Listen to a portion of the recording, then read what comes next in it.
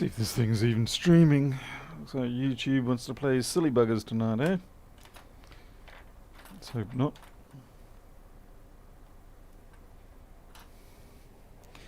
Another day, another mess, another disaster, another not fixed MacBook.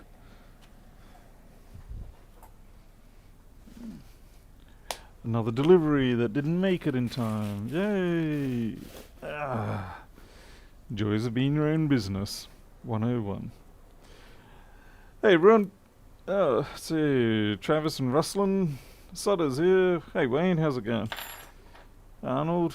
Alright, nothing really special tonight or anything. We just got a case of the workshops overflowing, and I kind of need to clear some slots, which means I have to do the parts of jobs that no one really wants to do, and that's packing it all back together, testing, things like that, cleaning up. I do have, of course, more of those boards that we got the other week from the special shop that I need to check out, but we'll get to them after I've cleaned out some slots, eh? Barry West, yes, I saw Lewis's pyrotechnic bike that was filmed in internet killing portrait format, or at least according to YouTube. Hopefully they'll be able to edit it and turn that around. But yeah, that was quite scary. Hey, Steve K, Arton. Having your own business compared to being stuffed by the employer. Oh, I mean, sure. I mean, last 30 plus years now I've been my own business, so okay, let's go to the overhead. Hey Ed, let's get some stocks put away. These are just 120. They were going on special, so I thought I'd grab a couple of the 120 gig Western Digital greens. They're not really the best of solid state drives, but they are useful to have. These are for customers for like iPhone backups. So these days you need like 128 and 256 gig sizes. The nice thing about these ones is that they're USB-C as well as USB-A, which means it doesn't matter what they've got, whether they've got a new or old Mac or whatever PC, you can plug them in. They're not that much cheaper than a solid state 2.5 inch drive type thing, but if people know how to use these, where you give someone a 2.5 inch drive like those Western Digital Greens or whatever, they're going to be like, what do I do with this? How do I get my data? So better to give them what they're accustomed to, even if it's not the best cost per space economic situation. Yeah, I don't get to play with that stuff much. It's more a case of I get it, I use it to do the job, and I get it out of here. I've got a box of other goodies that is missing. That came from the same place as that order that I just, what you saw there. And yeah, it actually was ordered before the stuff that is there you saw, and it still hasn't arrived. And of course, naturally, it's got all my NAS drives in it and all that sort of stuff. So naturally, it's going to disappear. Hey, Rodrigo and Goran. Alrighty, let's see. What was this one? I think I got flickering on this one, which is a real absolute pain. I think there's a display issue on this. It was fixed up in general, but we had some corrosion and whatnot. But when it's come up now, it's got a bit of a weird perimeter-based flickering. So I don't know whether I've got a cable issue or a driver issue.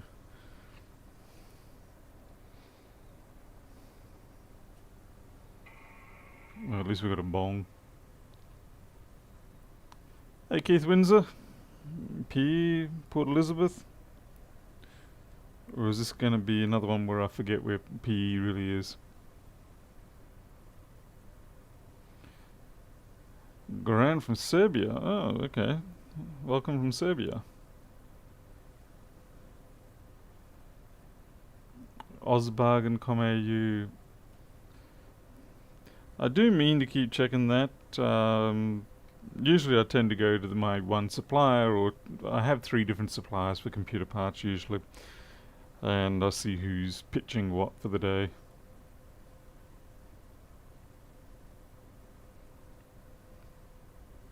Hey Paul Howell. Okay, now I don't have flickering. That's going to suck. Nothing worse than a fault disappearing on you, because you never know when it's going to come back. Usually when your business-to-business partner hands it back to the customer. It's almost always the way it will go.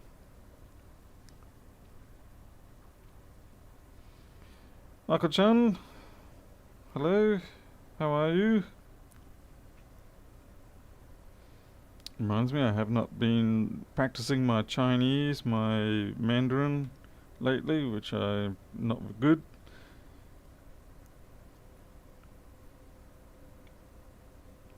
I mean, it's only 10 or 15 minutes a day. Maybe just 10 minutes a day is all I need to do, and I still find it difficult to find that 10 minutes a day. And I'm disappointed in myself because the months are going by, which means I could be substantially more advanced in my ability to read Chinese right now. But no, each day that I miss is a day I fall behind.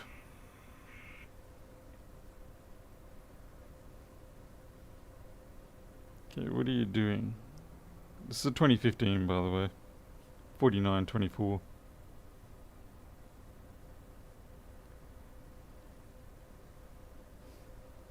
See, German I can... Whoa, why is this only 3 frames per second? That's not good. Ah, because the battery's not connected. That'll explain that. Okay, let's shut this.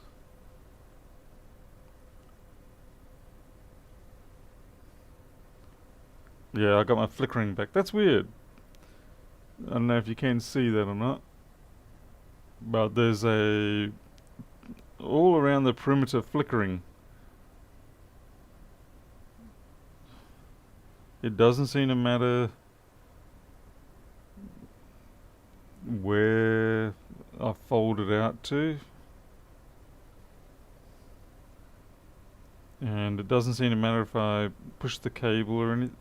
Oh shoot, did I just break something then? Camera doesn't catch the flickering. It's subtle, but I can definitely see it, and it's something that will drive a customer insane.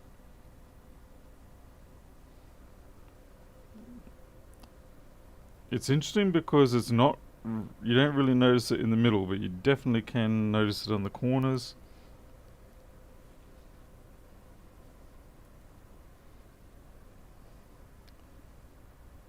Mate,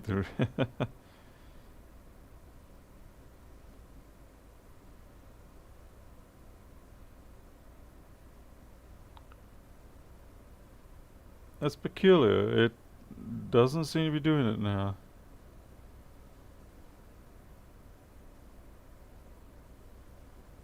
It was certainly very pronounced when I opened up the lid. Hey, Yunimara, how's it going?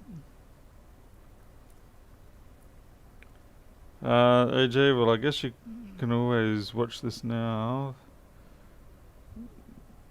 This is subtly intermittent. I wonder if it's anything to do with the GPU side of things. I would somehow doubt it though. It doesn't seem like that sort of thing. I'll pull the cable out of the connection, inspect the connection. Maybe it's just got a bit of flux in it or something like that.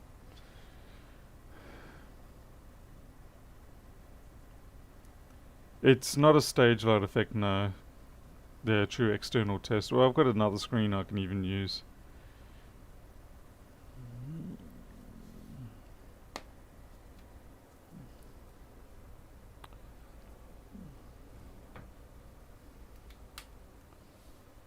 Probably a bit of flux in there. Sometimes even with the ultrasonic, flux can stay on the inside of these connectors. And that's even with the ultrasonic at like 60%. There's a little bit in there.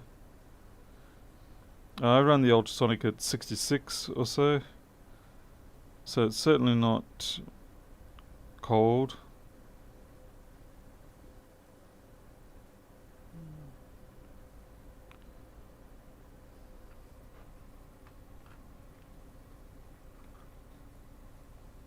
Why are the two pinholes so dark red? You talking about these? That's because they have a little bit of corrosion on them when it first came in. That's been cleaned up. Hey Jim, this machine had liquid damage. We worked on this the other night, and I'm just, yeah, like I said, going over doing a clean up.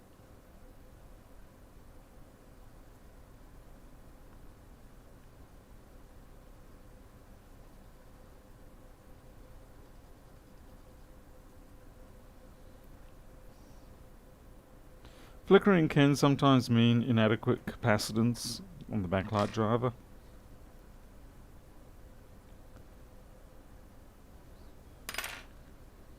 What we should have done is test the brightness. So if we ramp up the brightness and it flickers bad, then we know it's something to do with the actual driver. We'll plug the battery in this time.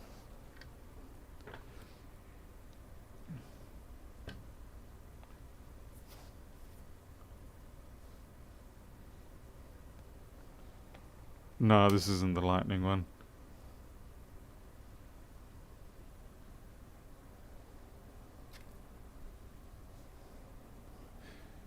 Wayne, I think the trick there is for you to turn up 10 minutes into the stream. That way you'll miss everybody.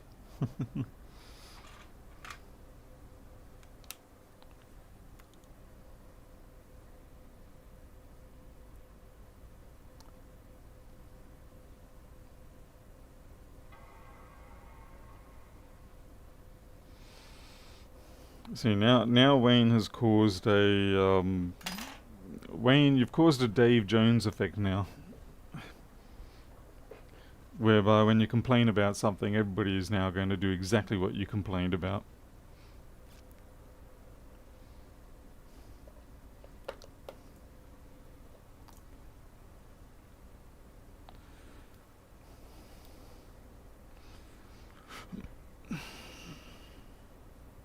So no flickering up there. Close it. Okay, we don't seem to have any flickering. We'll run Valley and see if that changes things.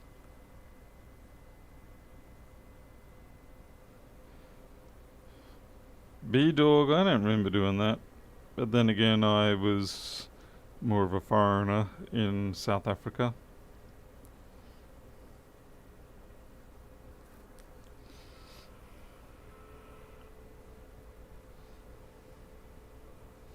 Hey Tom, no, you're not too late. Okay, now we've got a much better frames per rate. 35, 40 frames per second. Yeah, let's see if we get flickering back now. Shut.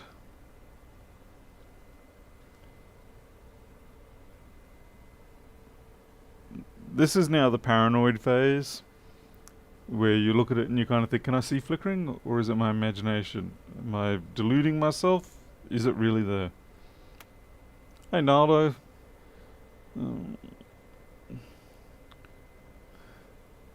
No, we got flickering back. Yep.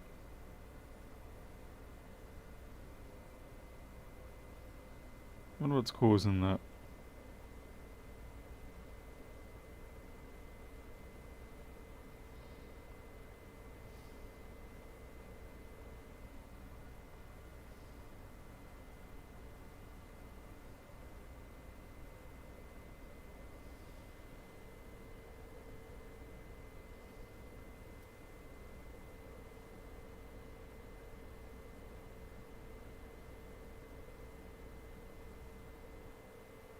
Hmm.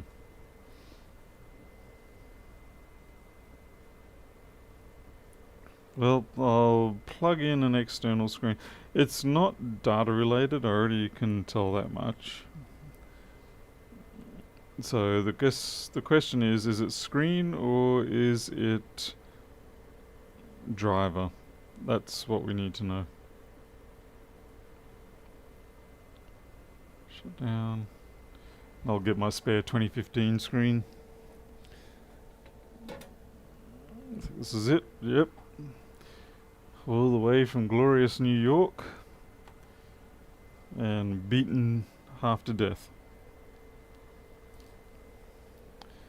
Oh, actually, I'll try my. I have a screen extension cable for these now. So I have one for the 1466s and I have one for the 1502 1398s. So this will be a good chance to test this out.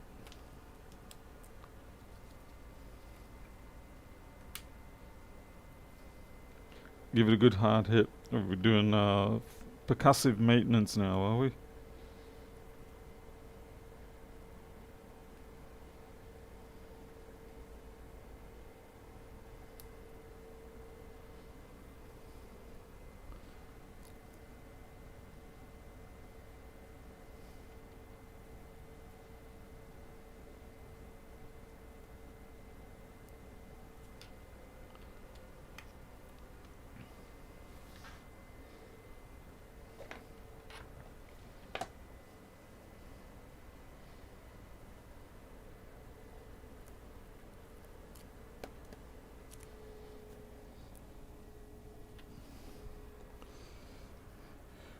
This is most definitely the least interesting part of doing repairs, but you know, you gotta do it.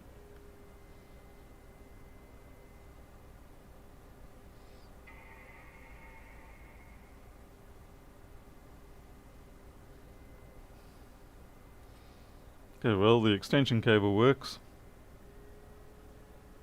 Oops.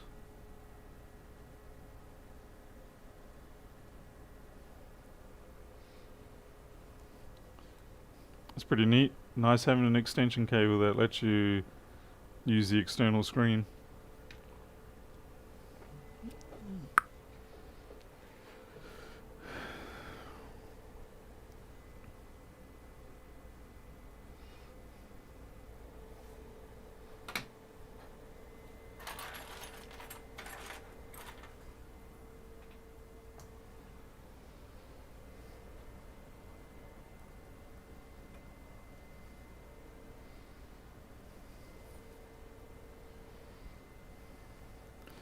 This is going to be weird to observe.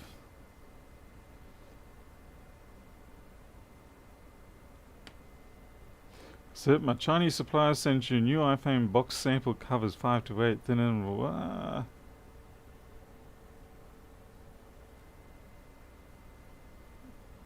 not seeing anything there yet. Don't forget to order the ISL chips. I've got plenty of spares. Second-hand spares, like refurb ones. Can the extension cable cause interference? Yes, it can. It is possible.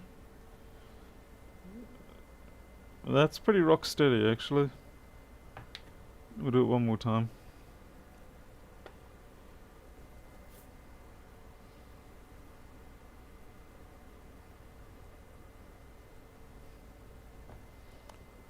Yeah, there's no issue there, so I'm thinking that we've got a problem with the screen cable. The one that actually goes into... Oh, damn, I was looking for the screen on here. Duh. 1, 2, 3, 4... Okay, what's happened? Oh, right, it was just stalling.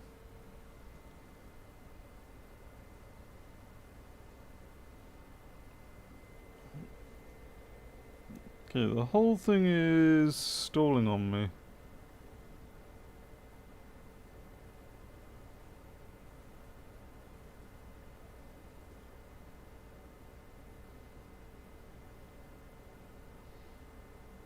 It's like I've got other issues going on here.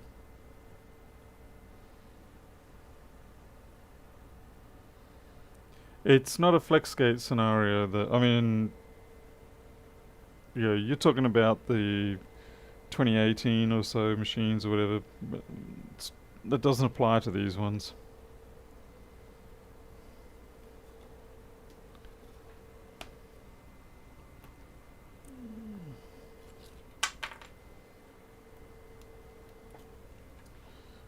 I mean, these kind of... Yeah, anyway. So what we've got to do is we'll take the screen off, we'll drop the clutch cover, and when we do that, we will be able to see if there's corrosion or damage on that cable.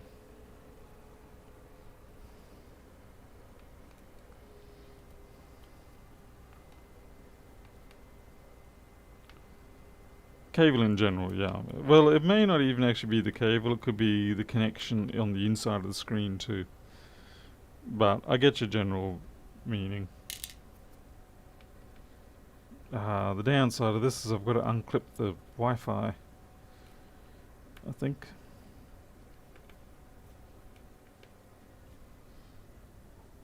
Yeah, I do.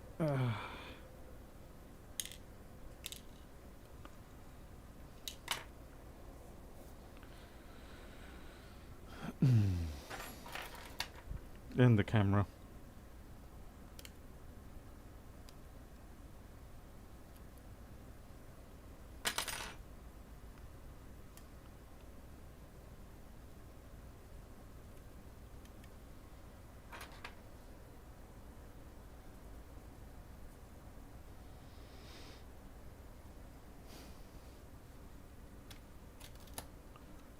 Gentle doing this. Bad habit. I should really leave one screw in the hinges as I do this until I get to this point, and then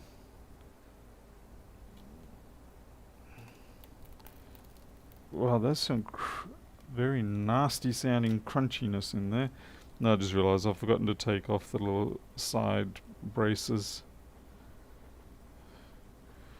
But that crunchiness is not a nice thing to hear. That sound of grit and glass coming together in a unholy matrimony. Oh.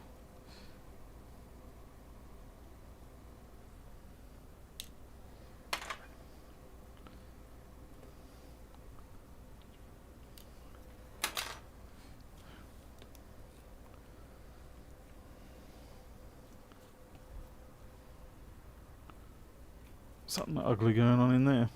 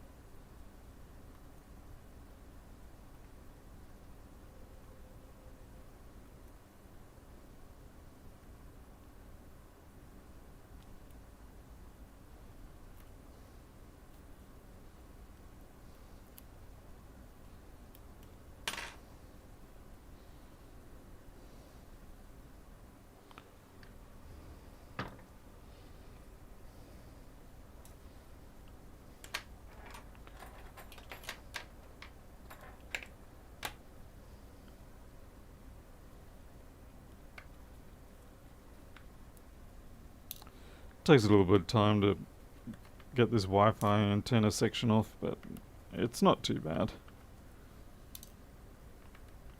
The important thing with this is that it's not a complicated process. You're not taking high risks or anything like that. Not like trying to get those 1466 displays apart to swap the cable.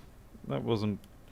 It was interesting to do it, but it's not something I'd really want to embark on too frequently.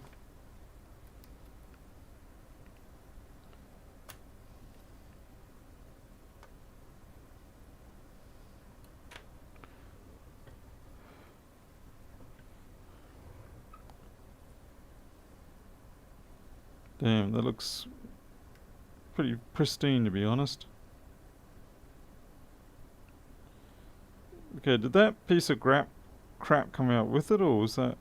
I think it just must have fell down on it. I don't think it was really damaged at all. And this is the backlight itself going into the screen. That seems fine. No, you can see bits of sand and crap in there. We will try a different cable and see what happens.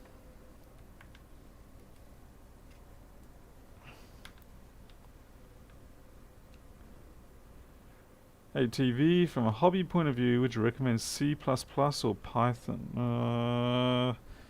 It's more what you want to do. I would say probably you're going to be better off with Python, but then again, I have a hard time making even that recommendation. It definitely comes down to what you're thinking you're going to do.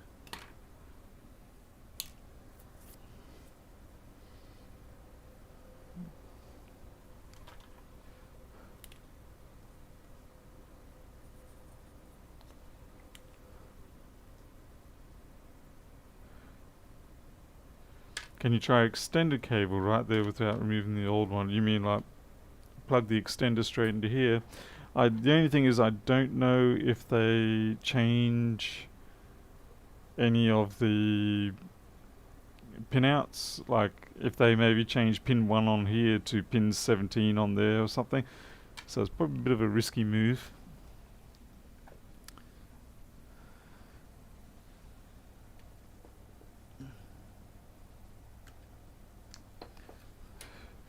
But what I will do is I'll take the cable that we know was working just fine with the test screen, plug that in here, and see how it behaves. Pardon me.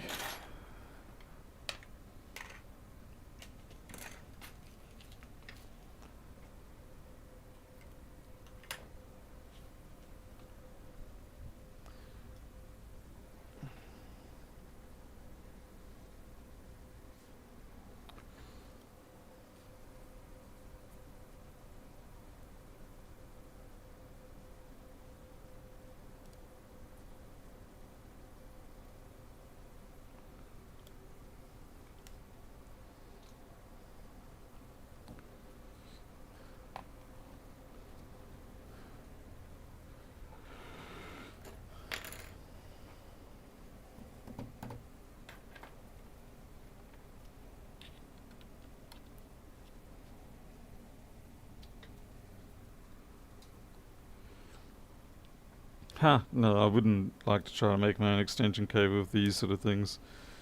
There's too many frequency dependent aspects of it. I'll probably get it wrong.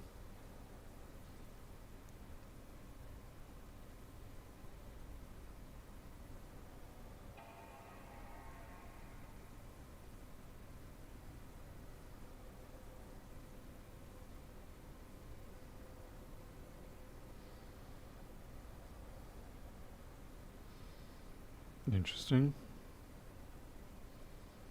Why hasn't that come up?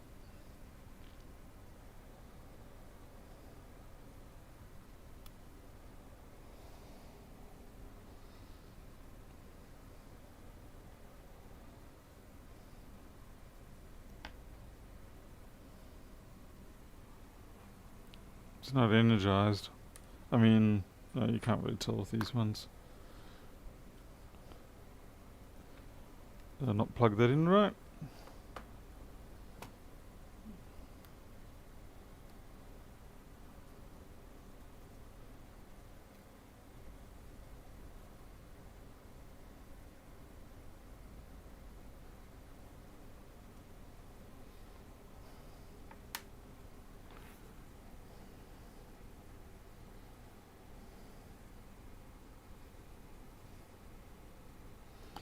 No, I'm leaving it without the battery just to, because I'm only, yeah.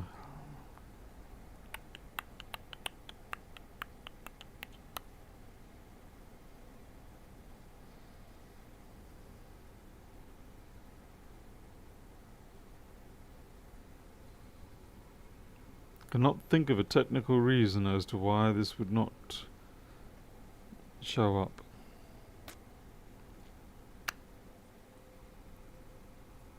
Oh, there, that one worked.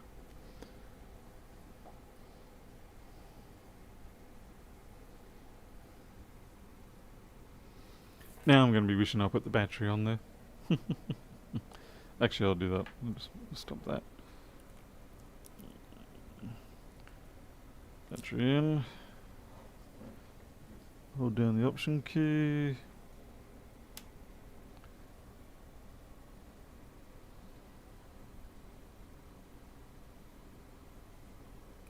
Notice the battery's half falling out too.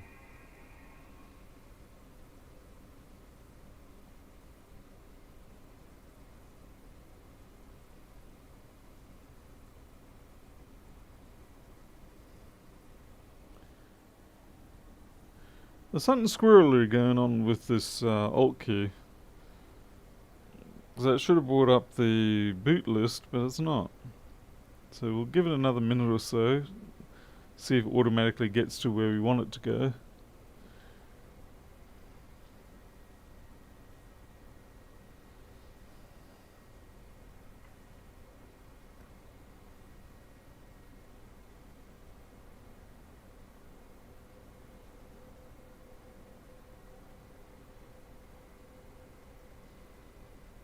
You can waste so much time trying to tie up these loose ends.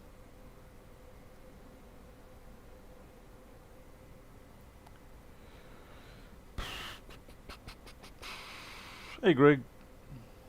Hey Paul Marrow. You guys getting a bit of the Antarctic blast? Yeah, I don't know what's going on here. Something subtle. Or maybe not so subtle.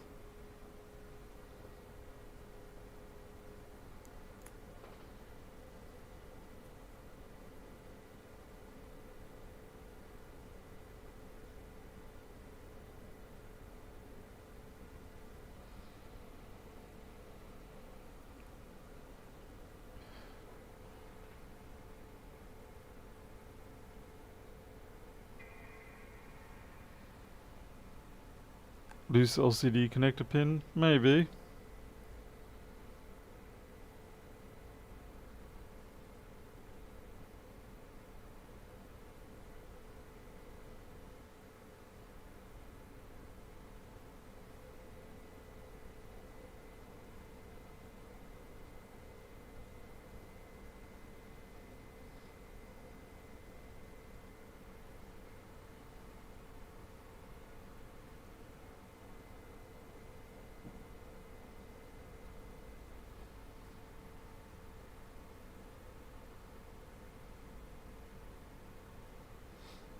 Oh, you've been down to -3? Phew, yeah, that's a little... Hey, Pernoff.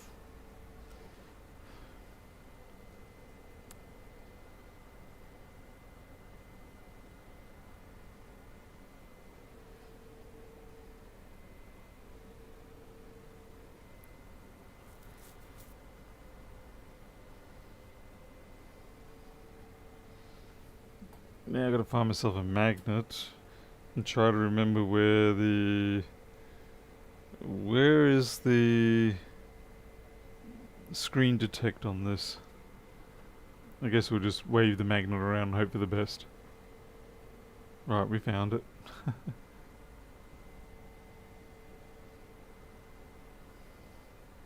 Let's go turn off that. That way I can judge the flickering better.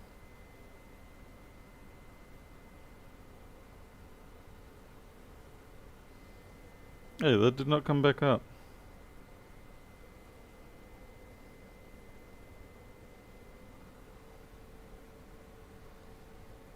No, I've got flickering there still. I think it's an actual LCD panel problem.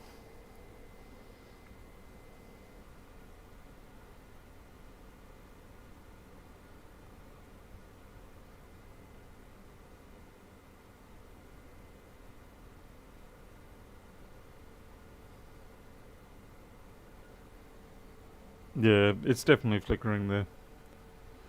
So it's the LCD at fault, or something in amongst here. It's not the cable or anything else. Try it one more time just to verify.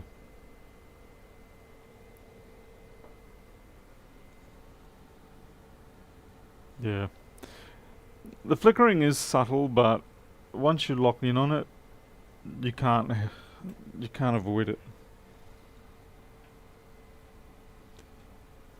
It could be a cat. Well, if it's gonna be, there's gonna be a fault in this section of the display, rather than because my other screen works perfectly fine.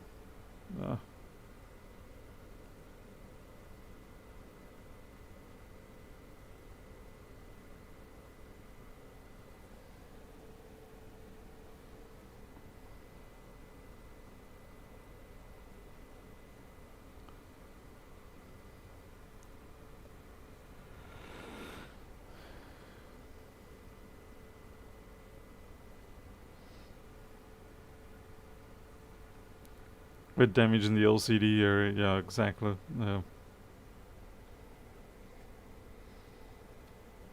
It's not a desirable thing, but it's what they're likely facing.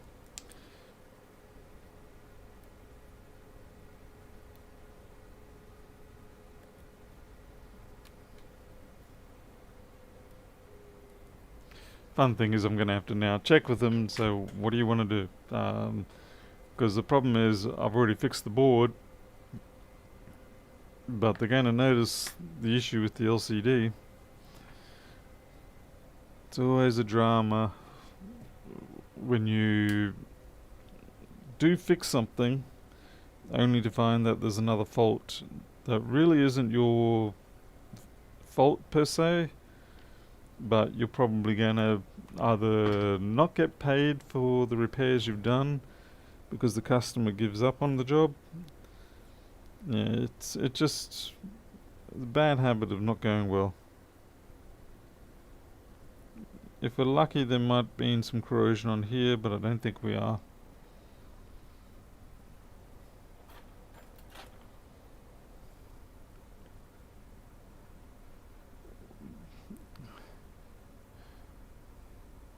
Oh, you're welcome, Christian. Thank you.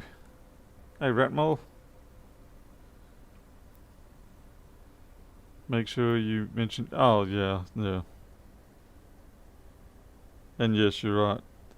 Definitely not for sale screen. Let them cough up the $600 for a replacement one of these, or however much they are these days. And in most cases, customers will just sort of walk away and say, "That's too much," because they're going to be charged north of 500 probably retail for the job, and then the screen on top. That just pushes it. Ow. That just pushes it out of the margin of profitability. Not profitability. Viability. Now everything here looks good. There's nothing there I can complain about. So I'm guessing that liquid did get in elsewhere.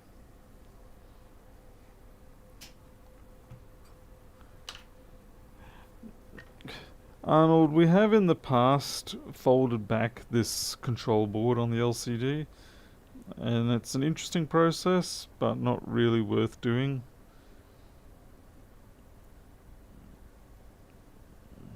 I mean, at least at this stage, it is actually still a working machine, if you can ignore the flickering. And the flickering does tend to go away a little bit.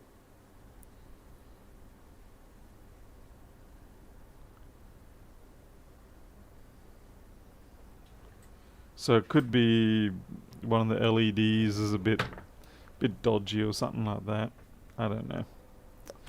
I need my glasses. Where the heck are my glasses? I can't bloody well see without my glasses. I'll take them upstairs. That's just my luck. I'm taking my own glasses upstairs. Who'd have thought?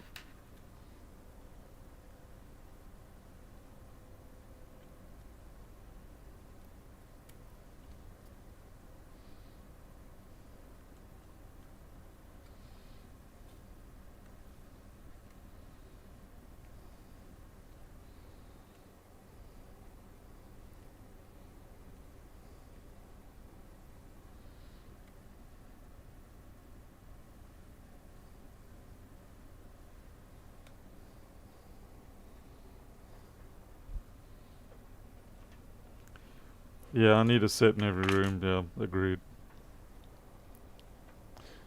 These ones I've just been trialing, and it took me a little while to get used to them, but now that I am, I certainly find myself wanting them every time I sit down and do anything that's closer than about a foot in distance. Cat pee. No, it's not cat pee in this case, thank goodness. I can pick up the scent of cat pee very well.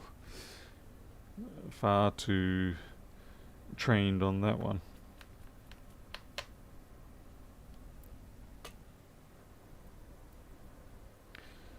I'm still waiting for my repair kit for my 55-inch LG panel to turn up.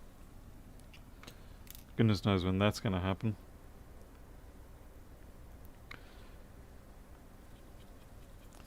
I am definitely missing the TV in the room.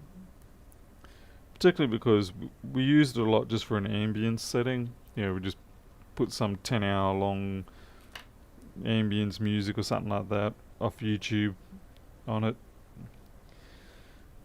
But we don't have that anymore.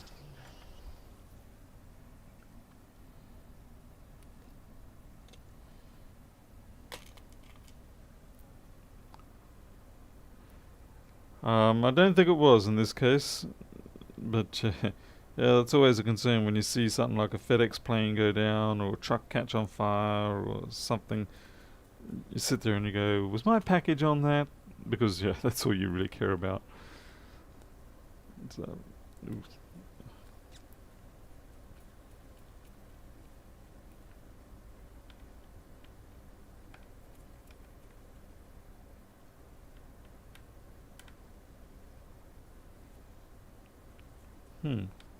not talking these down very well.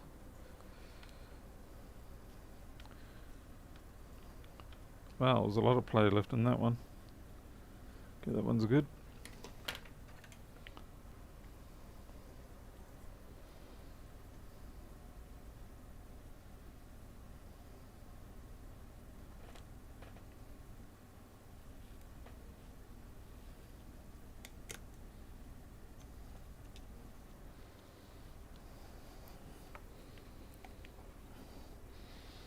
Getting these clutch covers back on is an art in itself. Yeah. You just gotta like really hope you get lucky and slide it in correctly. Looks like I got lucky.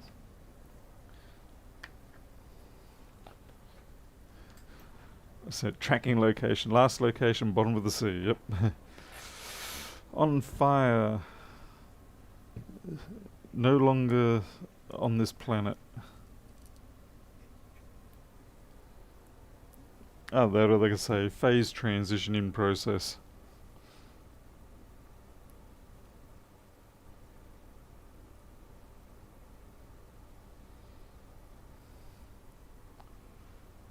Okay, Rodrigo.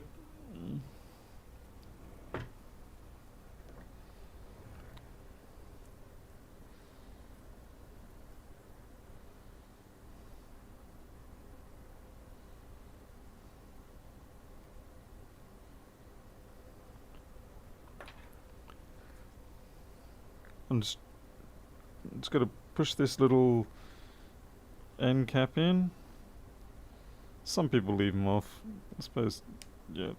It's not a major thing if you don't put it back in. It just does help a little bit with prevention of dust ingress. Every little bit.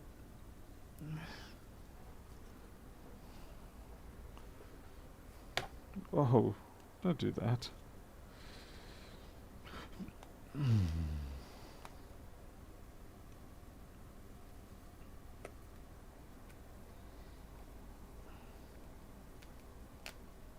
There's that horrible crunching noises again.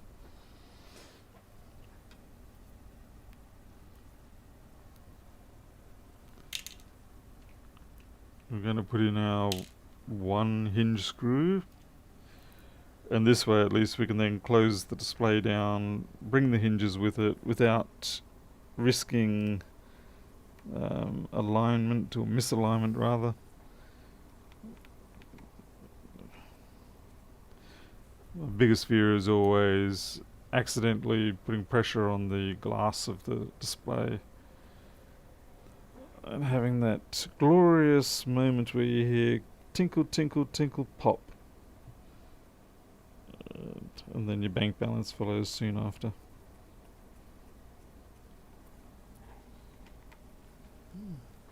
But yeah, I really should do this the opposite way around, where I put this down on the bench and then bring the screen in from behind.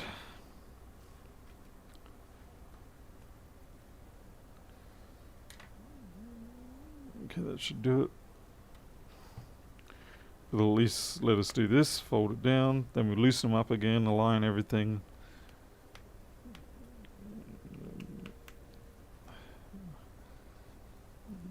Get the alignment right. Put in a couple more.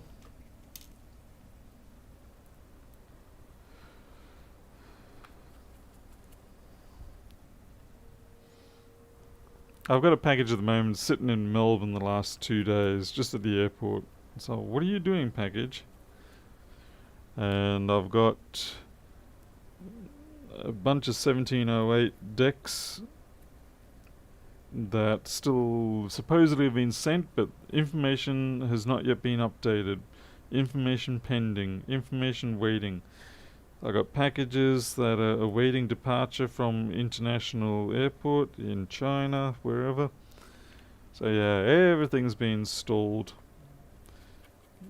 It's very difficult to keep your sanity in these scenarios, because you fork out a lot of money, which means you start becoming a little bit cash poor, because you're trying to do the jobs. It's definitely something you have to keep a close eye on managing.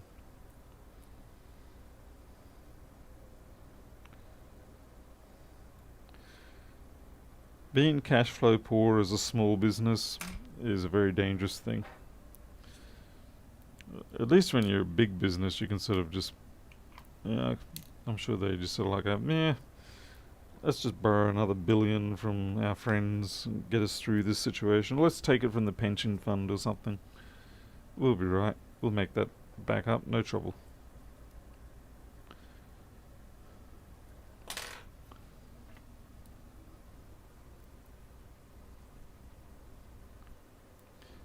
AJ, you ordered stuff in February. Yeah, still waiting for it, yeah. I would hate to... Well, I shouldn't say I'd hate, but it'd be interesting to see what their holding warehouses are like now, for all the stuff due to go. It must be just like this mountain of packages. Imagine that being your job, to go in each day and scoop off some packages and send them off.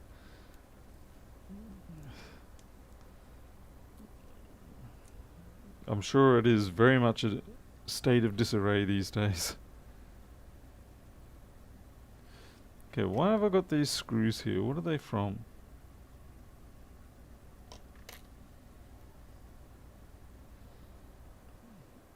Oh, it's okay, they're board screws, I just realised.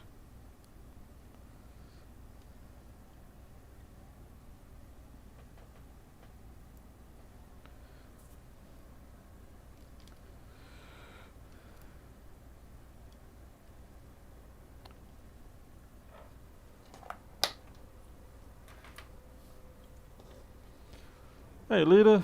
Hey, sweetie, what you doing? I thought you were busy with your book.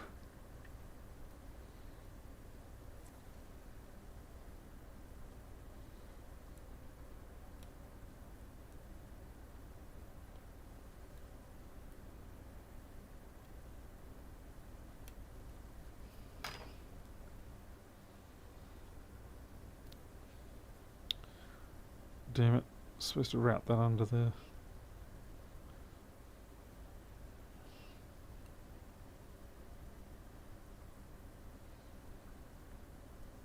Okay.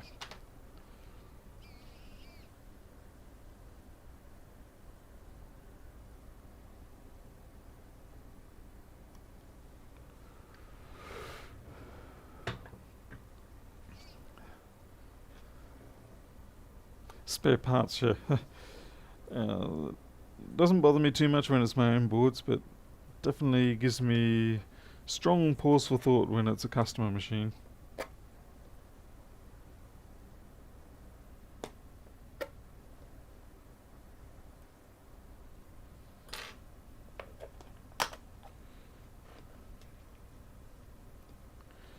Yeah, too early in the night, still digesting dinner.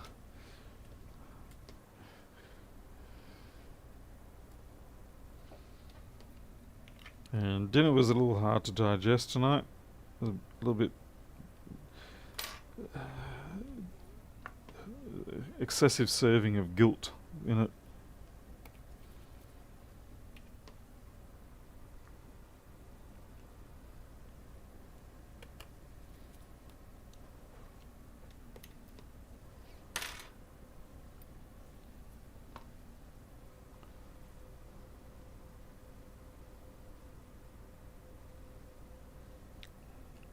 Yeah, Greg, I don't know what I'm going to do about it. I've managed to bypass some scenarios thanks to people on this chat group, so I'm very thankful for that.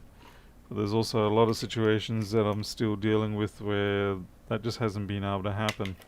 And it is certainly getting to the point where it's causing a level of friction with my business clients, and they obviously understand that, yeah, this is the sort of thing that happens, but at the same time they're also under constant pressure from their customers.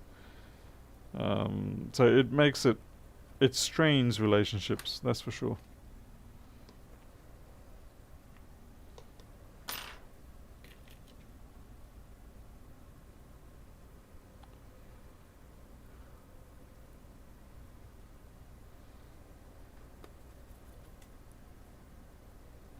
Got a long screw here.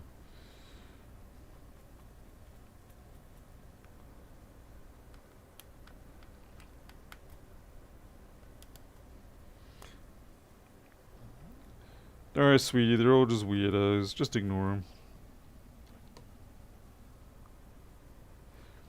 Ah, Mr. Bailey is me. Hello, Bailey. How's things down your end of the continent?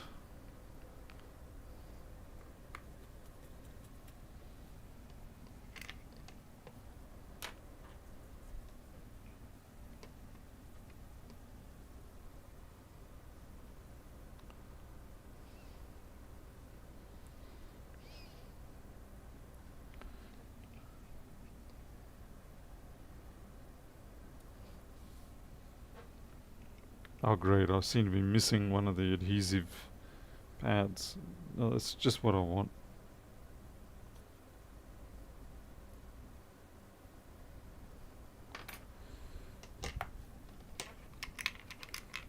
That's great. I got 3 adhesive pads and I'm missing one. That's unacceptable. Where did it go? Oh, that's just great.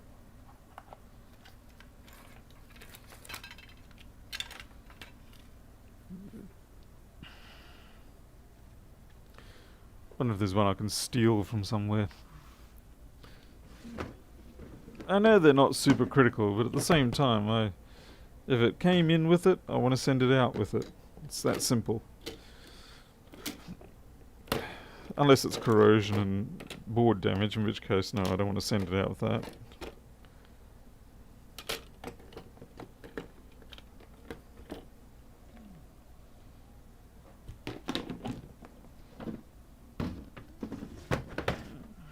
Damn.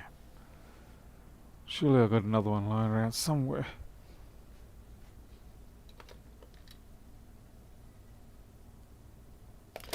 Alright, doing the bad thing. Shuffling it from one job to another.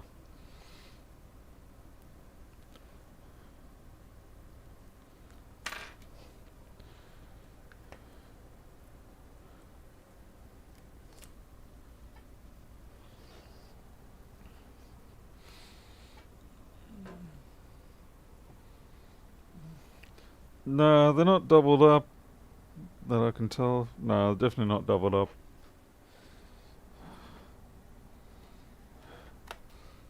I just have to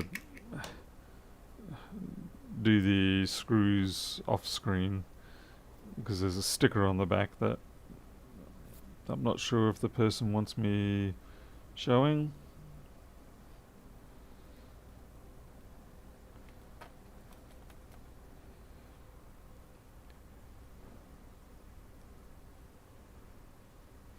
Hey, Carl Green today.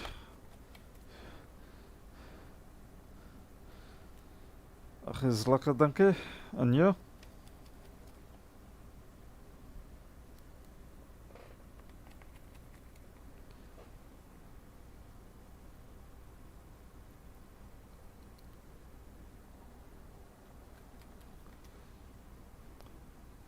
Yeah, it's a bit presumptuous of me actually. Just because someone comes from South Africa doesn't mean that they would actually speak Afrikaans. I mean, that's a bit colonialistic, presumptuous of me, even though it was Dutch. But you know what I mean.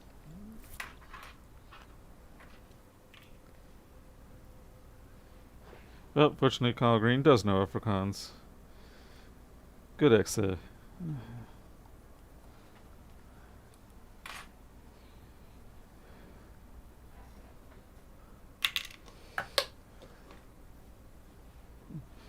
Ek gaan nie Afrikaans praat nie, man.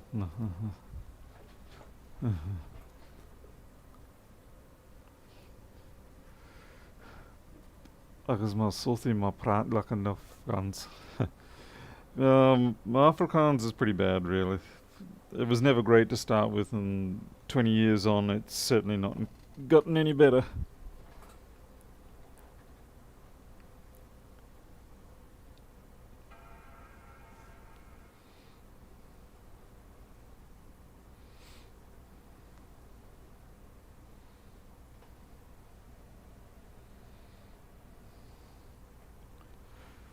What's this? What's happened, Wayne? I ordered 3,000 worth of parts from China. Supply of it all. Nice new large package box. 120 DHL shipping to Australia. Arrived today. No order. Nice. Why don't I offer memberships? I guess because it's Oh, this is a problem. This just booted. Yeah, that is a problem. This just booted my stick rather than their SSD. Wait, what? Oh no, my bad. Of course, this one's the 8-ball. This is another person. Right. For some reason, I just thought that was, what do you call it? I thought that was my stick that had booted, but it wasn't. So what is this? Job 211. I need my job 211. Bring it up, please. You guys don't get to see what happens when I do that on another screen where it brings up all the information. Okay, we've got a passcode. Passcode indeed works.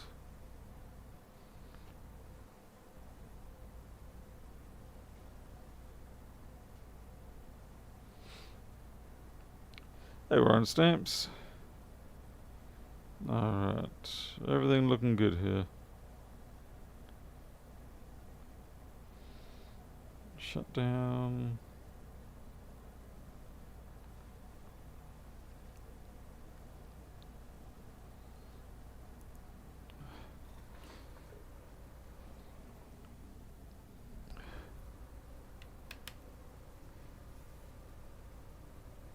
You can see there is liquid on the clutch. I don't know if you can see it, but there's liquid marking on the clutch cover, which implies that liquid did get into that controller board for the LCD panel.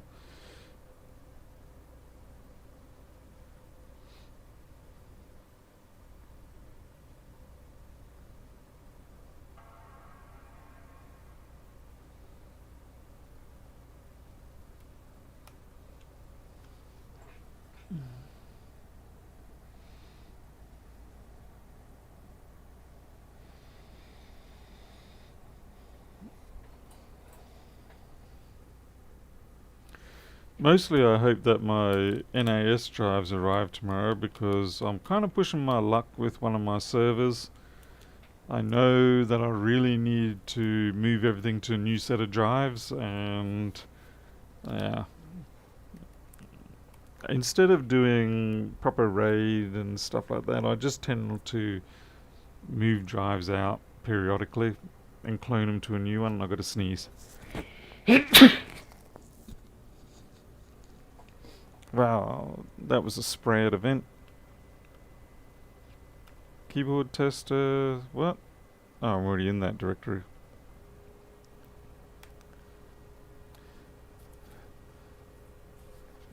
Oh, bad donkey Carl Green. Are you using Open Board View, or I presume? We have been doing some updates with Open Board View. There's a new format that we're supporting. I'm just waiting for the updates to be approved. Even though a lot of people seem to think that, well, understandably, a lot of people think that I'm the head controller or creator of Open Board View, but I'm actually just one of the contributors. I made a large number of contributions, and I tortured a good portion of the group that was working on Open Board View. I sort of commandeered everything and thrust it into Lewis's face a few more times to get him a bit more addicted to it. But there are other people involved with it, and they do some things behind the scenes. Like Pernov's another one. He does quite a bit. But what was I going to say? But Flexboard View, on the other hand, is fully mine. Yep. Yeah, Pernov's had to deal with my coding practices. He doesn't care much for it. But I'm one of those people that I will sacrifice certain standards in order to get to the result that I want. And then, if required, I'll backtrack and then clean up things afterwards. I don't like to languish on a point that stalls me from making it to the finish line. Like if say you're coding something and you need a better sort algorithm or a better search algorithm, and all you've got on hand is bubble sort, or let's say we don't have quick sort on hand. I will use the bubble sort for now so that I can get to the objective, and then I'll go back and then replace that when I can. I find it's more empowering for me personally. For some people, they prefer to code different to that. Some people prefer to actually get it perfect incrementally, and each method is perfectly good. It's a case of what works for you, and does it work for the people who are for the project? Does it work for the people who are waiting for the results, sort of thing? Uh, but unfortunately, what can happen is you can end up with a group of people having a conflict of styles, and that can make things difficult. Functional before fast, yeah. Because usually you can go back, and once you've got the full functionality, you get a better idea of what you need to profile versus what doesn't. So you can spend a lot of time trying to optimize parts of code that, while they may not be optimal and while they could be optimized, there really isn't a lot of point in optimizing it. Particularly if you start sacrificing readability or serviceability of the code for the sake of gaining 1 second in 10,000 seconds. So Unix tests fix conflicts in styles as well as automated code formatting. Oh, unit tests, yes. Anyway. Alright, so that goes good. Let's check the FaceTime. Let's check the audio. Yep, face works. Fantastic. Audio. Okay, microphone works. I used to use Audacity for the microphone, but then I found just opening up the sound test, sound properties of the Mac works perfectly good. Faster too.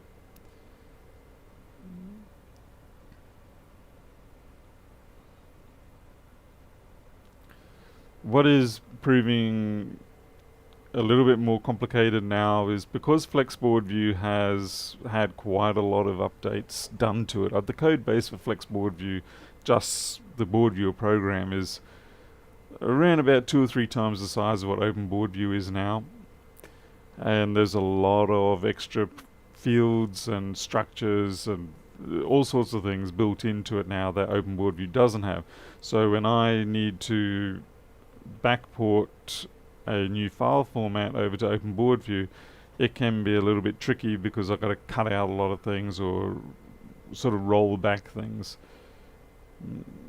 Okay, we're doing good. 30 frames per second.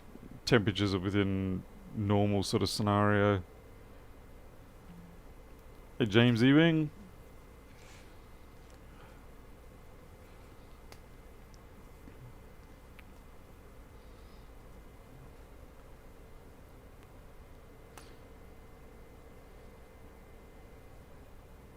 Alright, well, we'll put this on to long-term testing and see what the flicker's like now. There's still something going on with the indentation of your PI if you haven't. Okay, I'll have a look at that.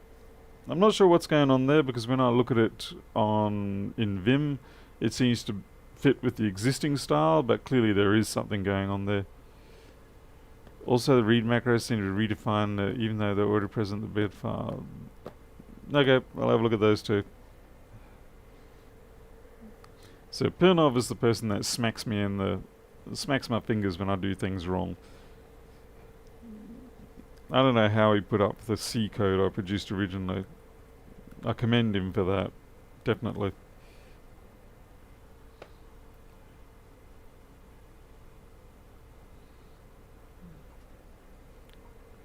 Yeah, we've got a flicker jumping up pretty bad here. It's almost bad enough that it might be picked up on the camera.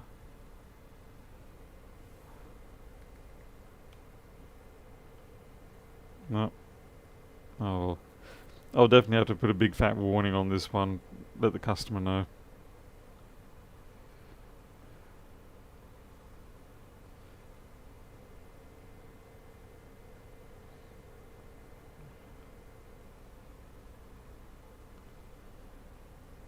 Oh, thanks, Kyle. Whereabouts in South Africa are you, Kyle? You probably told me before. I'm sorry. I apologise if I've forgotten.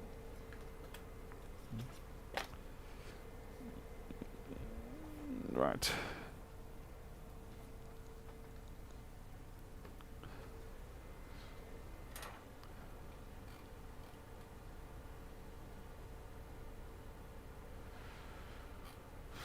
Let's see. Backlight seems to be internal to the screen. Backlight flicker, rather. Test screen and test cable. Test screen did not exhibit the issue. Replacement cable did not fix the issue. Cape Town, right. Yes, the wine route town.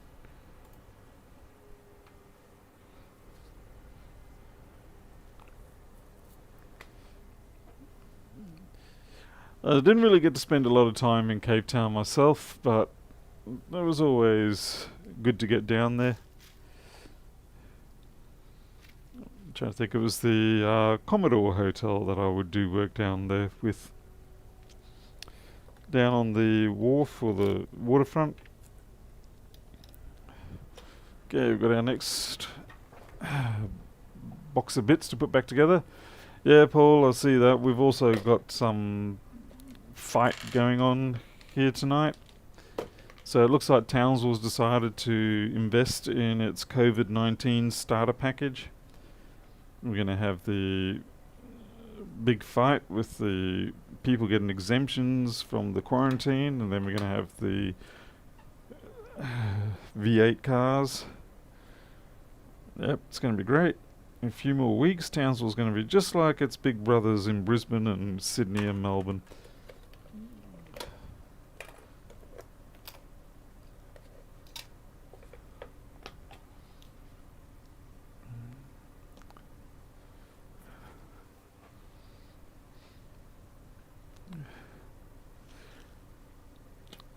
Yeah, everything. And the trouble with W error is that it just gets worse every time they update the compiler.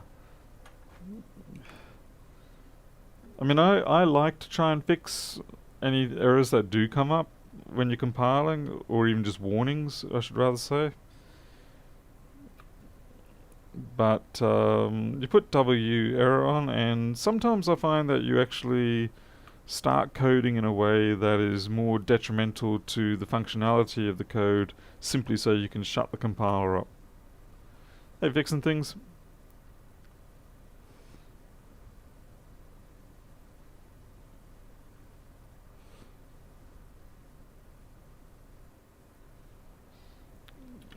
For a lot of my smaller projects, I definitely do have W error enabled, at least during most of the development process, because quite often fixing those warnings can actually amazingly fix bugs.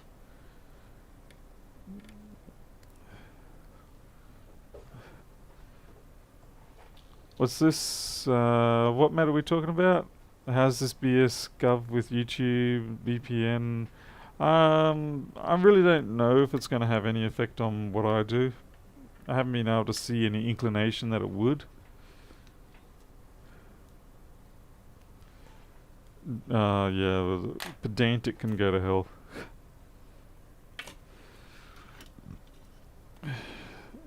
They should rename W pedantic to W insanity.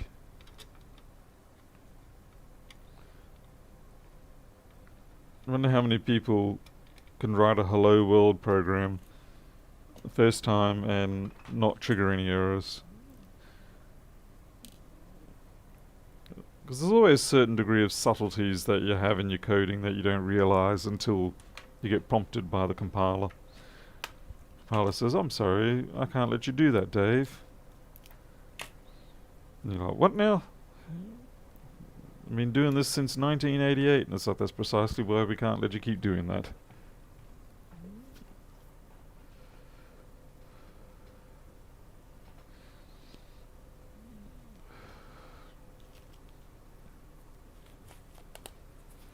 Yeah, fixing things, it's just gotten out of hand. I've run out of slots, I've run out of shelving, I've run out of floor space. I've basically just got standing room only, and it's a small path. I really do need to get a bigger workshop, but until it's a catch-22 situation. I need to get the whole house situation under control, but to do that I need to do more work, but to do that I need to get the bigger workshop, but to do that I need to get the house. It really is a hole in the bucket scenario. What is on my hair? Yeah, there's a hole in my bucket, dear Henry.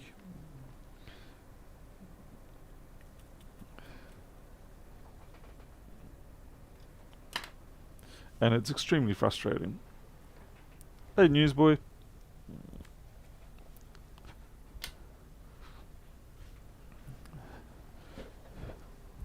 But, like I said the other day, there's no magic wand. So, the only way you're going to get to the finish line is to just persevere. Persevere. Have more tenacity than the whatever it is that's trying to stop you getting there. And hope you don't die in the process.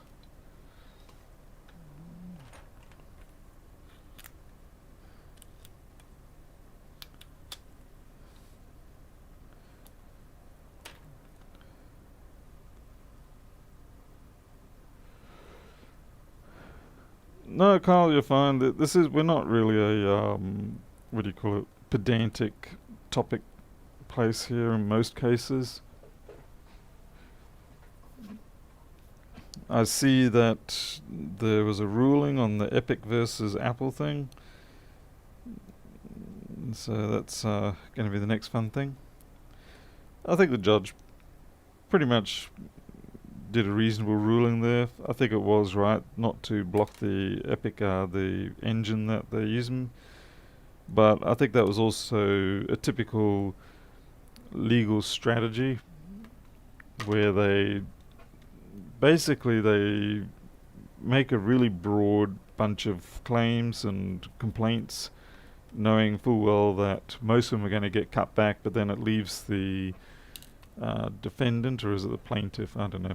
Anyway, it leaves the other person sort of being happy that they got what they did. It's like threatening someone that you're going to charge them $1 million, even though internally you're thinking I'm only going to charge them $100, and then putting them through hell, and then eventually say, all right, fine, I'll make it $100, and then they're like, oh, that's the greatest price ever. Hey, Manfred.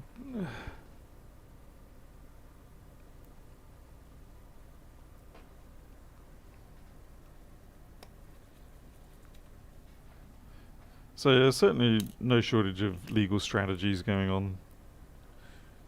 Just a bunch of big rich companies playing it, duking it out as always.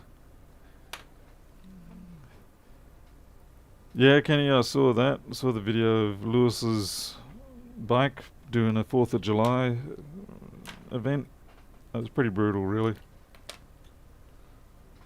Under promise, over exceed. Yeah, pretty much. Yeah.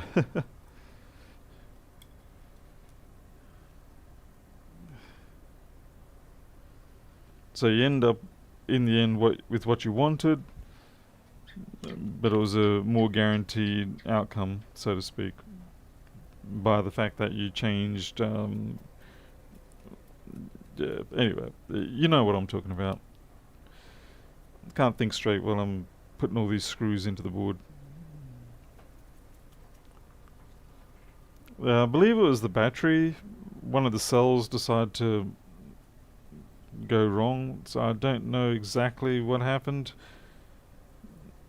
It would seem it was an internal pack failure based on the fact that once got started, the breaker wasn't able to do anything.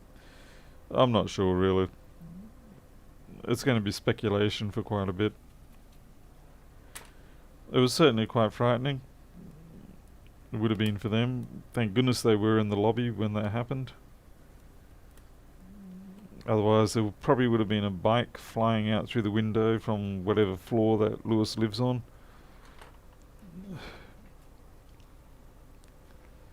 Yeah, I heard he said about 4,000, yeah.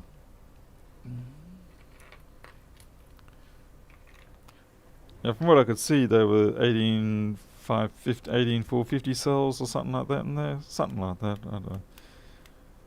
So I'm not accustomed to seeing those sort of cells going up in flames. Normally, these sort of packs, you anticipate it, because they've got no protection on them other than the electronic protection for overcharging, over discharging, so to speak, or short circuit protection. But the cylindrical metal cells are kind of expected to have more more resistance to going up in flames like that.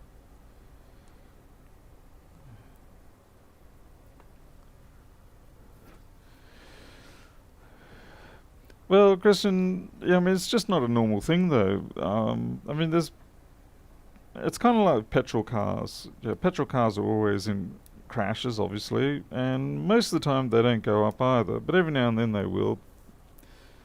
And I guess it's going to be the same with the electrics.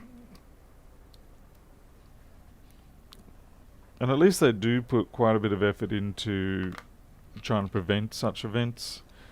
And simply having the cells in the under tray under the car for the low center of gravity and things like that, and protected by the metal containment, all that sort of stuff. It goes a long way towards preventing that sort of fire.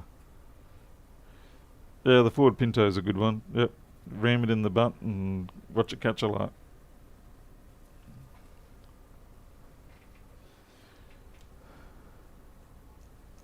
Yeah, if he goes electric motorbike, it might be a better option, but then it means he'll probably have to get a license. DR650, I'm not sure he could handle that much power. Not that the DR650 is that powerful, but it's a pretty decent bike. Lots of thump in it, that's for sure. Gotta love the singles.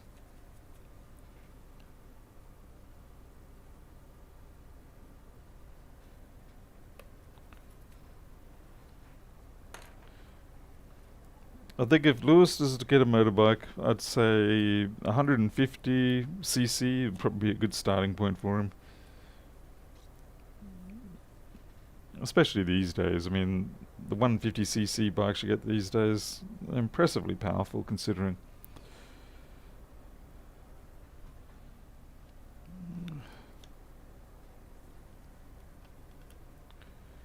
My first motorbike was a 250. It was a single cylinder, twin overhead cam, Suzuki. I liked it, it was nice. It didn't have a huge amount of power, thankfully. It could just get up to 160 kilometers an hour or 100 miles per hour if everything was just right.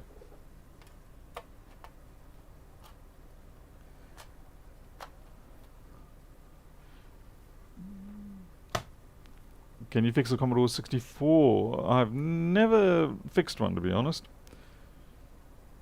Not my sort of area of expertise. And there's certainly plenty of people in Australia that do fix them, but I'm not one of those people, unfortunately. Well, I shouldn't say unfortunately, but in this scenario, I am not one of those people.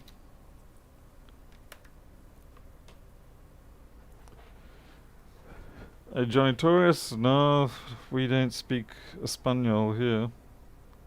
Well, some of us might, but I don't.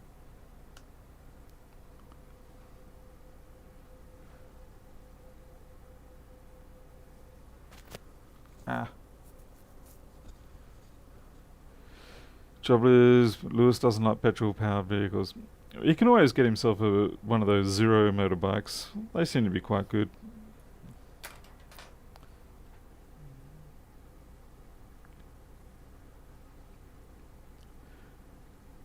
Would you say an IBM?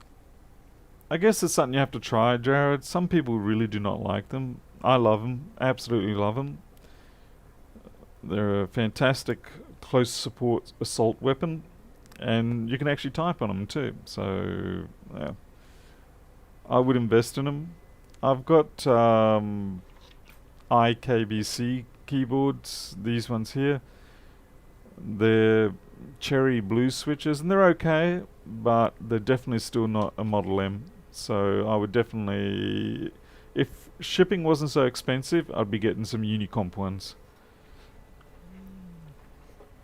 Smart car with Toyota Hayabusa motor. Yeah, I've seen that thing.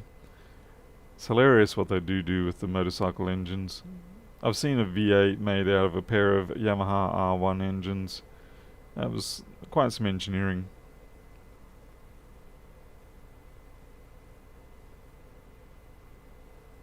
Okay, that works.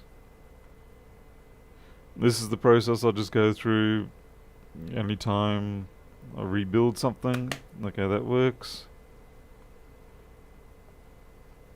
Wi-Fi is working, temperatures are looking fine, battery is charging. Bring up the valley. It was actually supposed to bring up the keyboard first. We'll do that. Okay, bring up the 1502 keyboard map.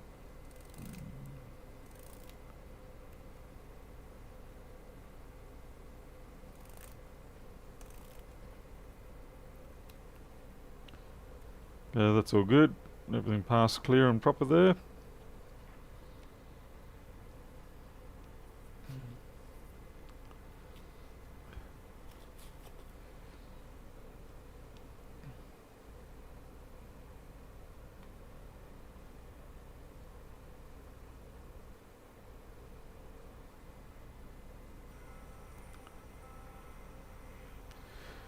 Yeah, Ruslan, that's the keyboard program that I wrote recently.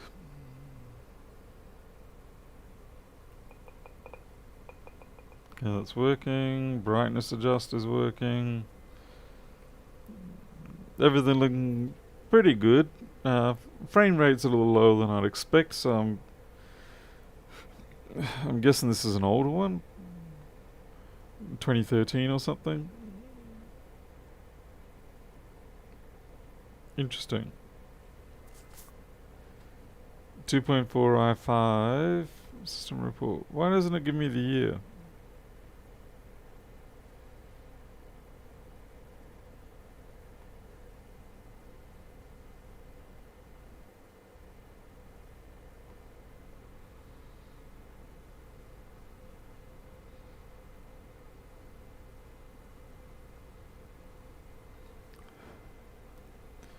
Let's see. Christian, how do you target several platforms of GCC like that? Uh, well, from Linux you can use MinGW to produce Windows binaries, which is really nice, very nice.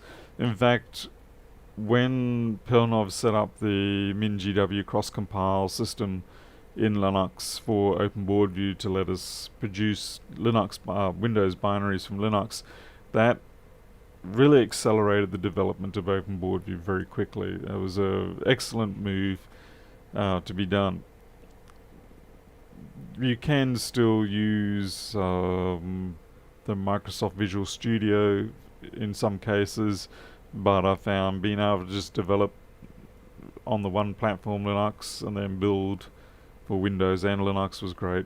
For macOS, it's not so bad because what you can do is you can use the Brews system to install all your normal developer tools. And while there are some minor quirks between macOS and the others, you can just hash define them in and out according to requirements. But overall, macOS, if your code is fairly POSIX or ANSI type compliant, if it's fairly compliant with normal standards, then you find that cross-compiling tends not to cause any real dramas. And Martin Coopers, hope you're doing fine. Yes, we're doing a good job here. I'm just trying to work out why I'm only posting 25, 26 frames per second here, when, yeah, could have sworn this would be, that should normally be about 30 or 40. This is running more like a A1466. I don't even use VirtualBox. I'll use Wine on Linux to test my binaries, but other than that, I do have a Windows machine I have set aside, but that's for using 3U tools for backing up iPhones. What are you avoiding, Alita? What's Alita avoiding?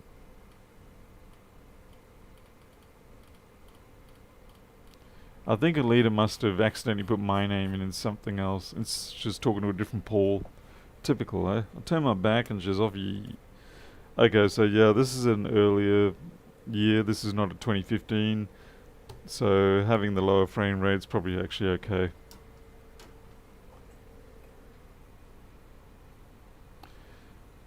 Okay, so Christian, can't really say I'm doing anything strange on the desktop side. USB connectivity and simple file I/O. File I/O shouldn't be a problem.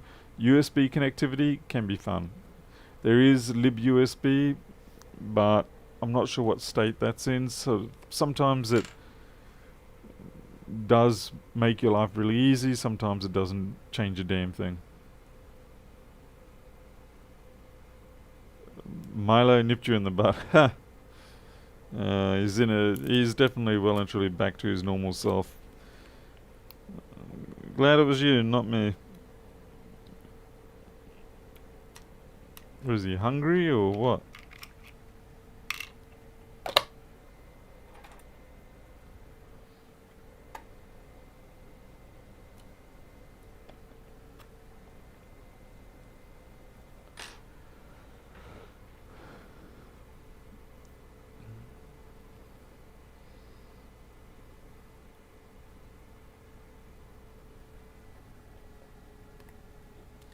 I think that what pushed us to the cross-compile MinGW system with OBV was we, at the time, ran into a problem where it was some sort of string conversion function, and we could not get it to compile properly without it affecting another part of the program.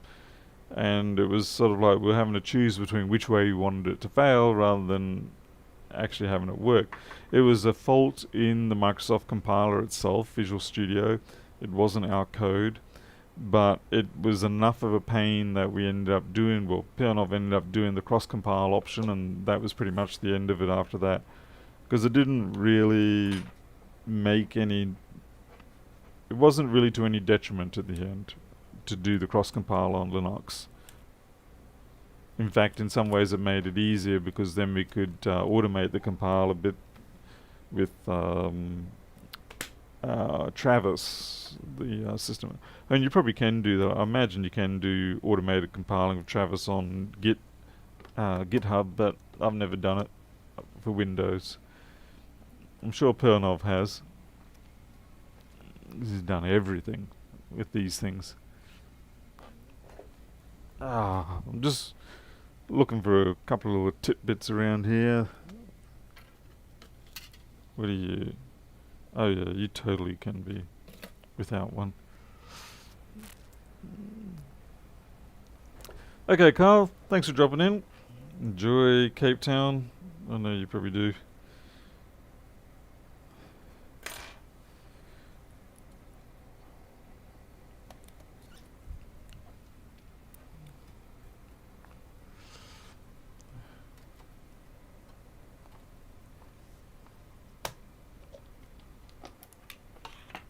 Oops, someone forgot to put the screw in for the SSD.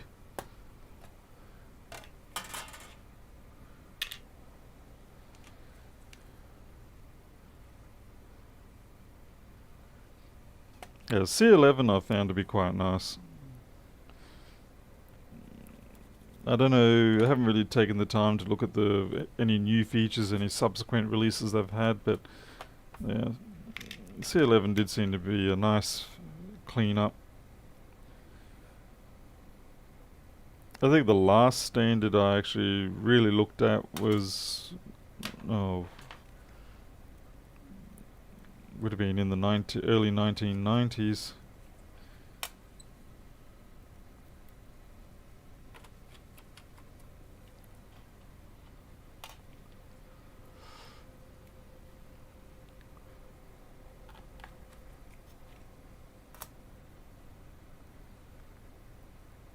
When did they clean up all the length limited string functions as part of the standard? Because that was certainly prior to the 90s, was a bit of a problematic aspect. So it was nice when it became more unified. Are you aware of the number of lithium-ion batteries lying around the workshop? Unfortunately so. When I used to run a model aircraft online store, I would have several hundred large lithium packs in my workshop, and it was always something that I feared about each night when I lay my head down to rest. I don't have fire extinguishers, I have windows, so I can just open them up, throw something out.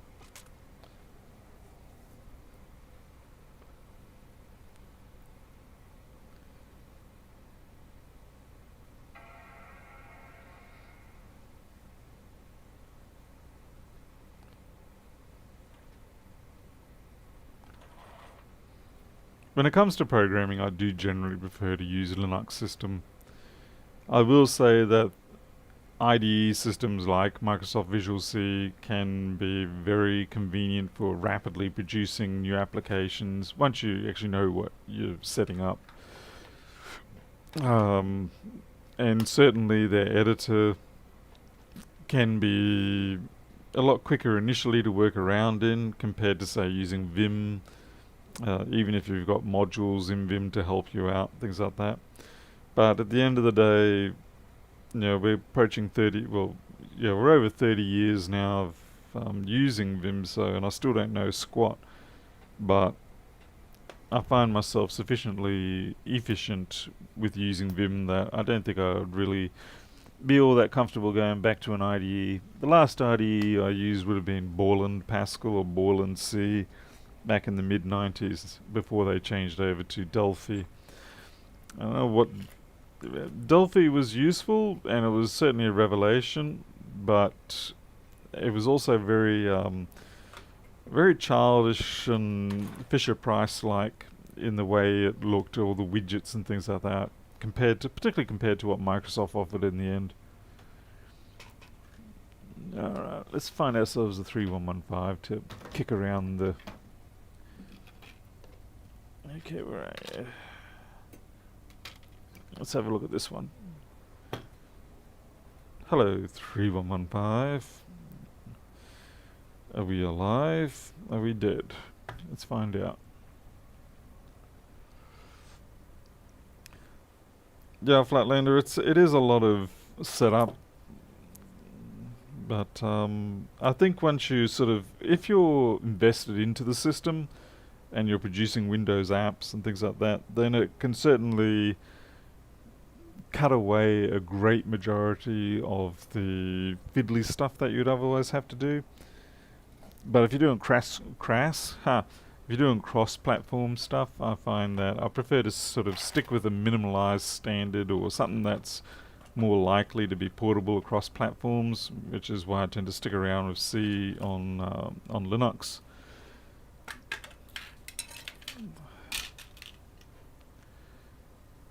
Number 3115 is maybe alive.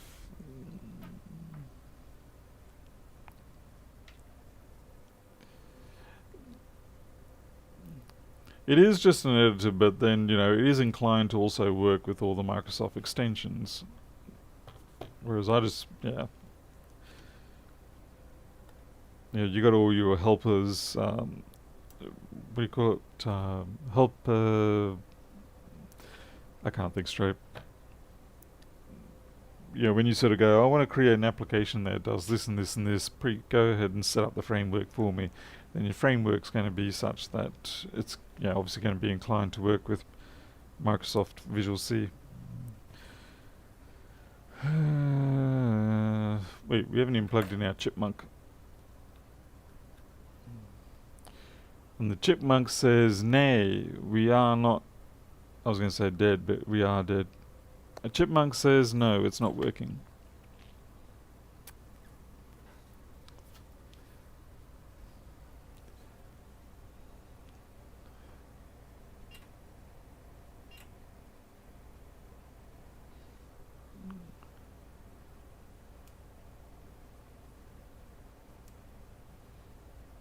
Alright, we don't have a lot to go on here. It's a pretty quiet board, so it looks like it's got some corrosion all over it too.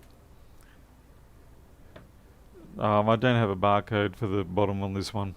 This is a non-job. This is we pulled it from the scrapyard. Oh, SMC's gone on this. This could be more of it should be a donor board than a maybe I should fix it board. We've got any other 3115s? Something that looks a little better.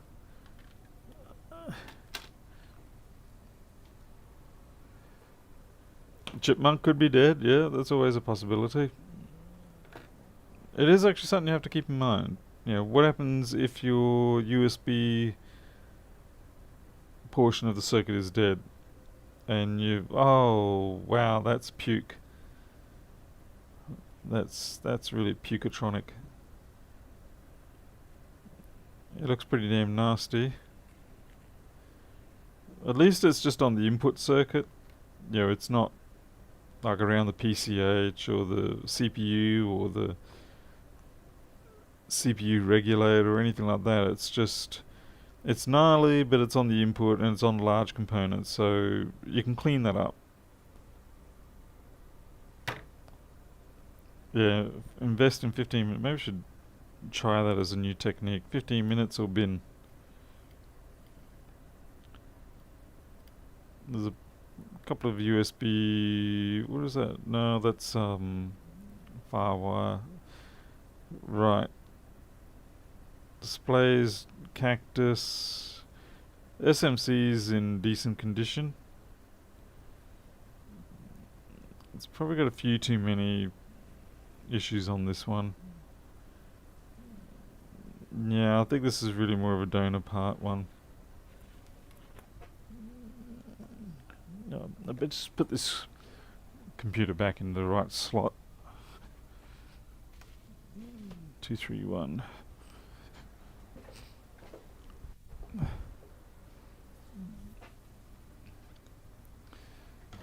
What else have I got?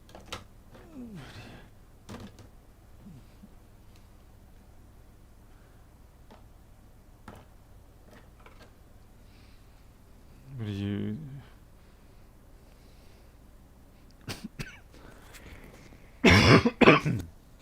My Apologies for the coughing.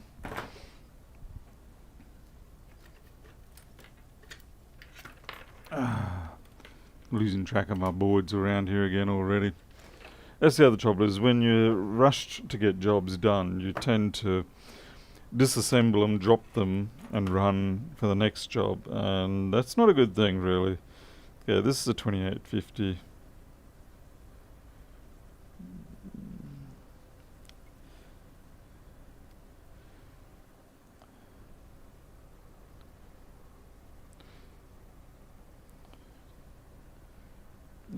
Let's play with the 2850 again.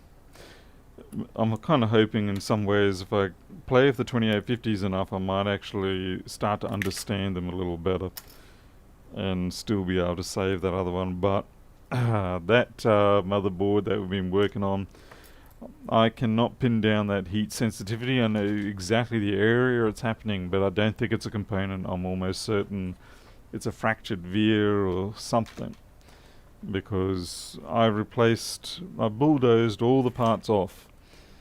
Let's see, we'll have a look on this one where I did it. This is a different board, of course. But basically I bulldozed all of these parts here, but still whenever I apply heat here, it'll shut off for quite a while until it cools down enough. And I just can't fix that. No, it was a irritation cough.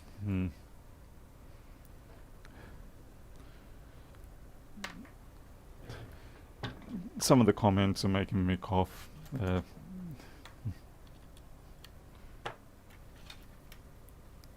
So what are we looking at? We're almost at midnight, so I'll have a quick look at this and might have to wrap it up, because I've still got some coding work to be done.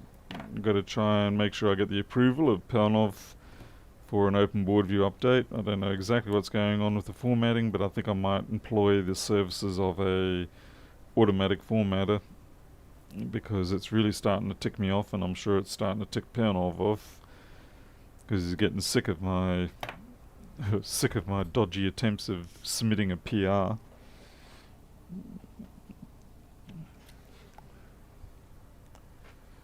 Optimized logic repair. Well, we're just this is a 2850 board i5 that we got in a pile of boards, and I'm just trying to see if there's any hope to it. 10 milliamps. Wow. That's actually a good thing, though. Oh no, wait. Okay, we all saw that jump up to 5 watts or so, didn't we? Let's have a look at that again. If we're watching the current and the voltage.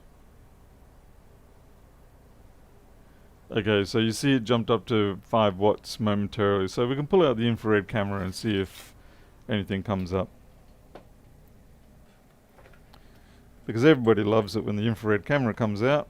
Especially Jim, because Jim is the sponsor of the infrared camera. Is the chap who went out of his way and had this sent to me, much to my very much surprise.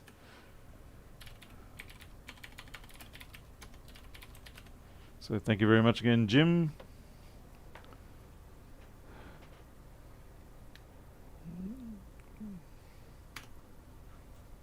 Because Jim loves it when the infrared comes out. Can't blame him. They are fun to play with. And we don't know if anything's going to show up, but we're certainly going to have a shot.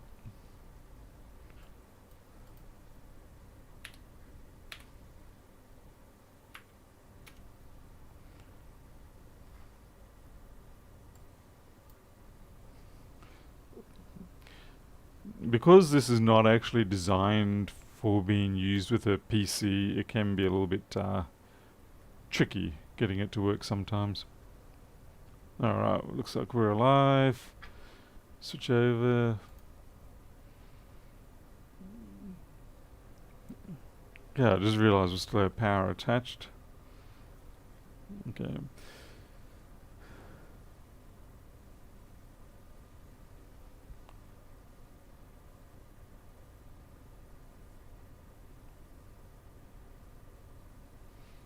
Amazingly, we can fit the whole board in. You can see where my fingerprints were on there. That's pretty cool. Okay, let's see if we can spot that 5 watt burst. Alright, there it is. And it fades away. Okay, so what was that? Right about there somewhere. Yeah, it doesn't look good. Let's just do it again to prove it, because it's fun. Vroom, there it goes. And then fade away. So it's around about here somewhere. We'll just mark it with a pen.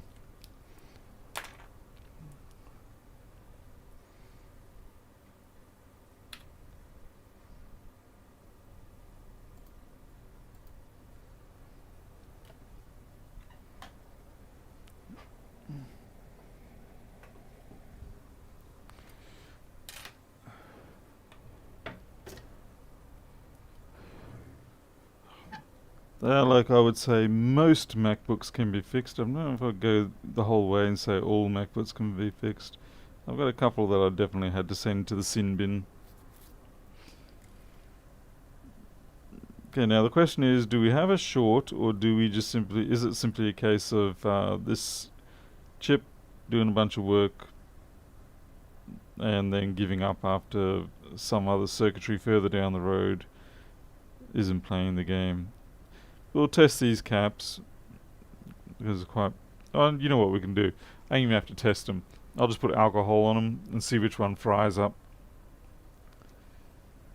So let's go for the alcohol fry process. So do not run over the lightning connector. That's always a bad thing to do. They're too expensive to run over. Okay, here we go. That's an internal board short. That, or it's something on the other side. See how it wasn't apart at all? It was just where those little vias are.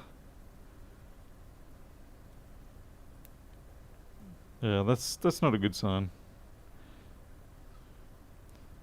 Interesting that it's working its way over here.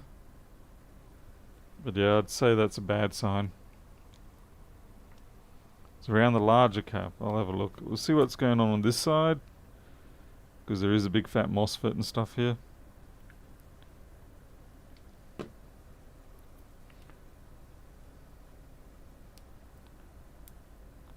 There we go. And that's not really a good sign. So what is that MOSFET? Scratch my nose MOSFET, that's what it is. So schematic 2850, that's Q8950. Where is my schematic?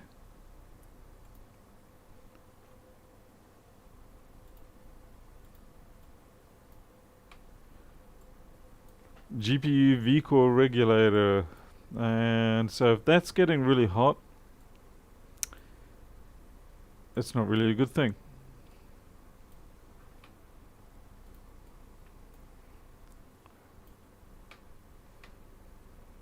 Yeah, the vias would be putting power through to here.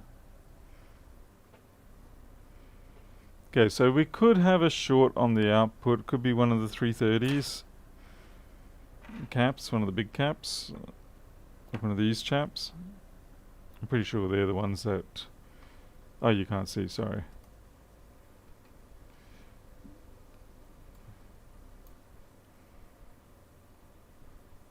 All in.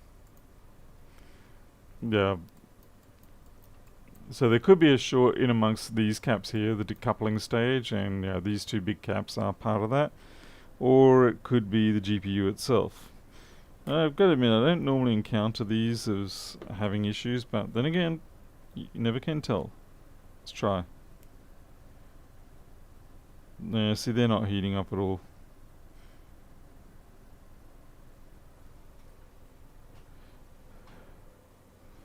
And since it's the high side MOSFET, that's probably a bad sign. Just the fact that it stays on that long means that it's getting itself a nice juicy PP bus G3 hot going straight into PP core GPU, which means that's it. This is over. We can test the resistance on that board just to satisfy our curiosity too.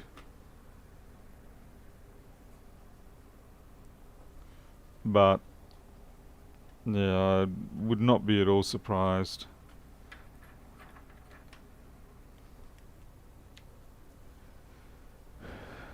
Hey Philibus, just purchased a 2017 MacBook Air as my first project. Does not power on. Is that a 2017 MacBook Air? Is that a 1466 or have you got a 1932? But that would have been a 2018 if that was a 1932. Okay, resistance. Let's have a look.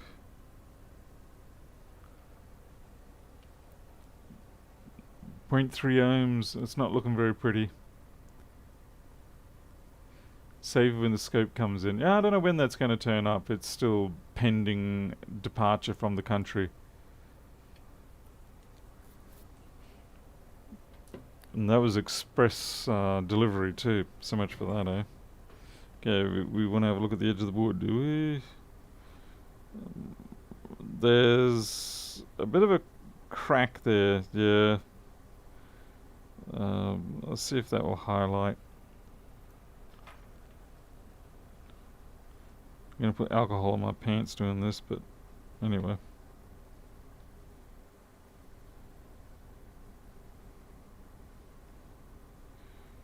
Okay, maybe it wasn't a crack.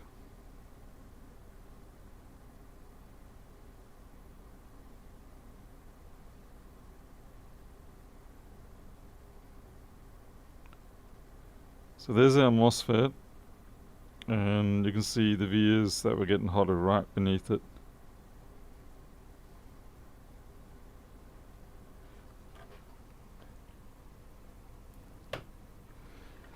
Even if the CPU, the GPU core wasn't dead when the fault originally happened, it will be dead now, simply because that short lasts for 2-3 seconds maybe, and that's 12 volts going in at 5 watts. Yeah, it's killed it.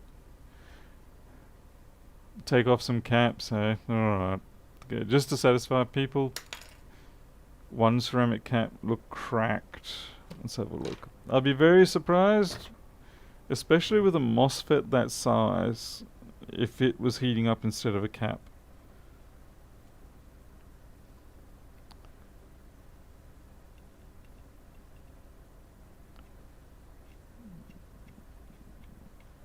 Not saying it's not possible, but I would be genuinely surprised.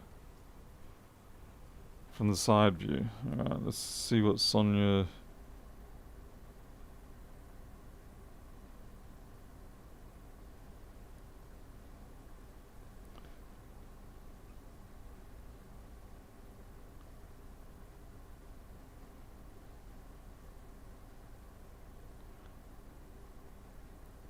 There's various levels of discoloration, but let's see. I'm not seeing any cracks.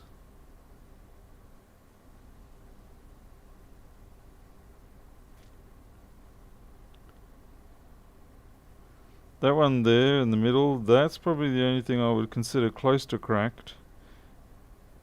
It's got some odd pitting in it. I'm not even sure that even is part of the circuit anyway. Either way, yeah, the GPU's dead. We'll be very surprised if it's not dead.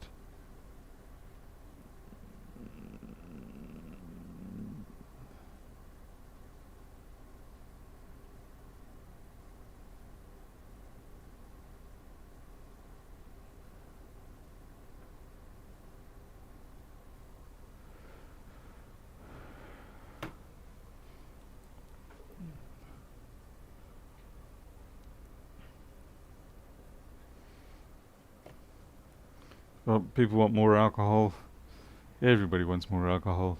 Well, not me, but... So zoom out. Yeah, how awkward this is. And then I've got to somehow get the MagSafe connected without shorting it out at that matter too. And keep the focus.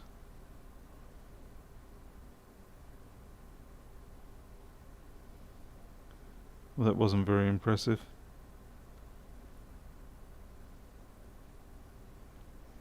No, that looks pretty even. That's definitely, it's not a circuit board fault. That's definitely just high current going through.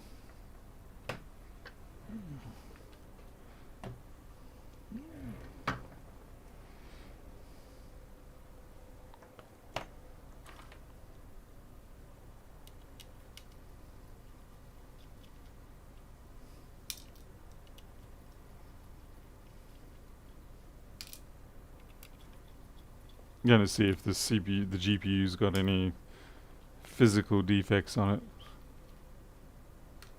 The other thing we can do is we can solder on some power, inject power directly in there, but it's, yeah, not gonna happen.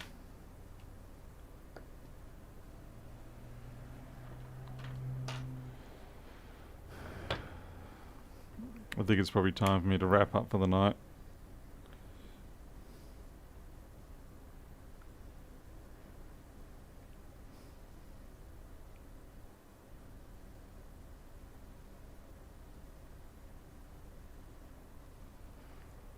I'll put some alcohol in there. I'm not even sure any heat will show up on this, but we'll see.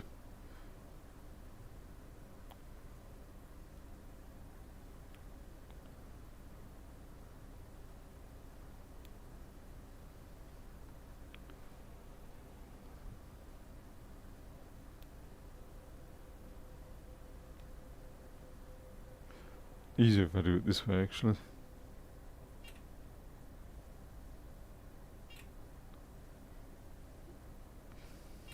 Nope, nothing showing up there.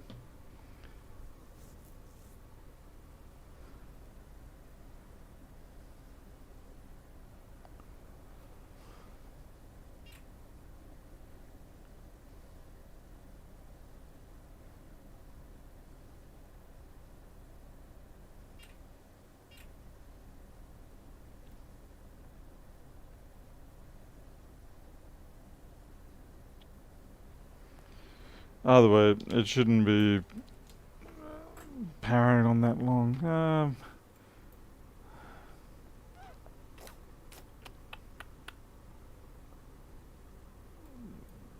There's got to be a heap of caps for that CPU V-core.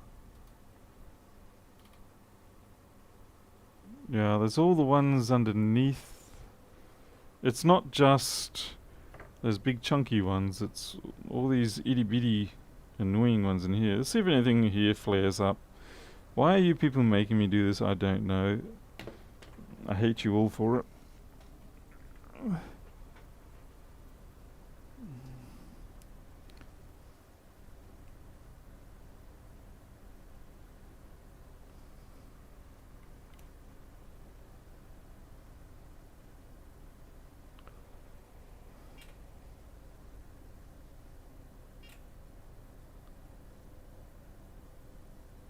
I can see some activity right in the middle there. Unless it's just latent stuff. I'm pretty sure I see some sort of, maybe it's just electrolysis. No.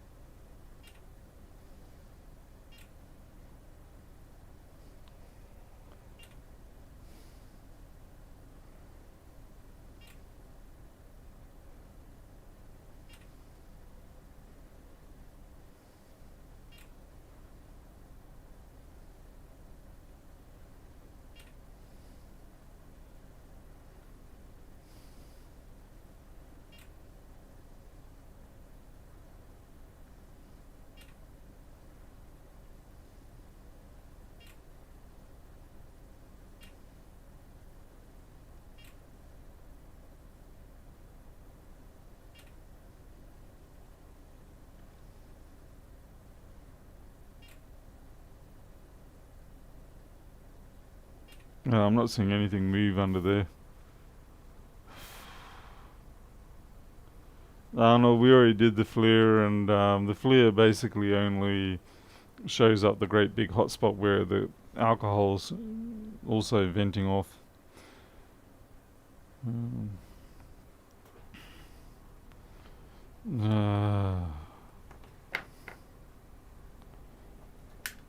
Let's have a look. Did I mention I hate you all?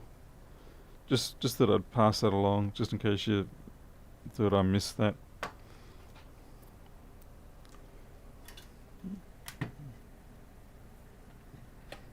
It's more a case of I want to verifiably prove that it's the GPU more than anything else.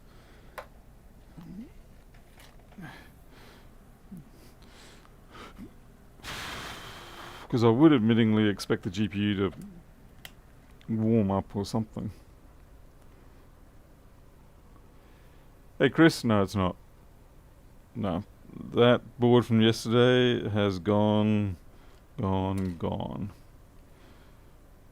It's sensitive in the one spot to heat, and I've replaced all the components in that zone as a bulldoze process, or windscreen wiping process, whatever you want to call it, and still it's sensitive, so it's some sort of internal issue for sure.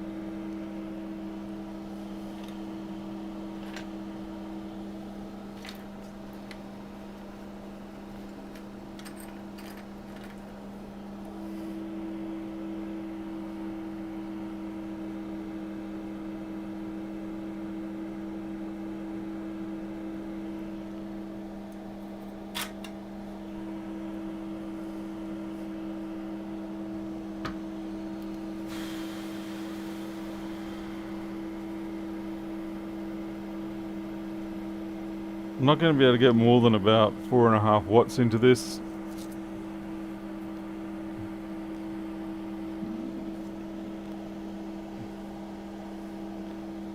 Because I'm only going to set the voltage to about 0.9 volt. I'm pretty sure that's the limit of the GPU anyway. So let's see.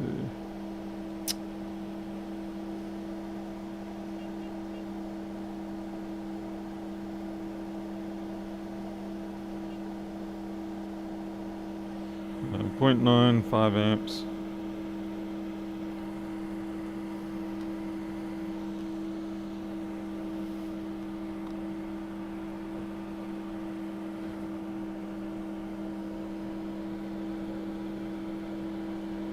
Well, it's going to be interesting to see how this goes. So 4.5 watts, we're not going to get anything overly spectacular with it.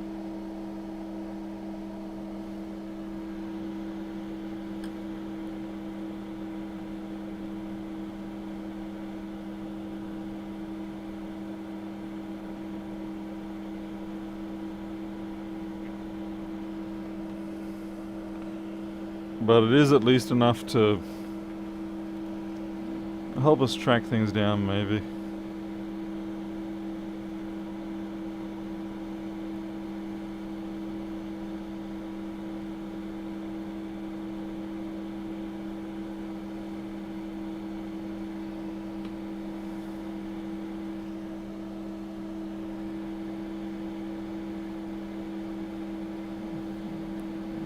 Five watts, it's got to be producing a dry spot somewhere.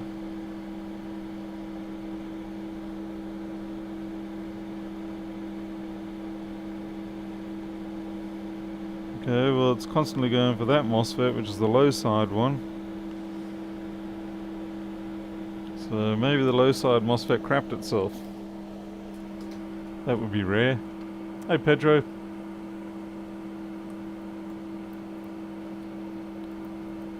see, Q89 something something in the something system. That's the low side MOSFET getting hot. So maybe there's hope. But the question now is, how the hell do you get that out without destroying your GPU? Anyone want to answer me that one?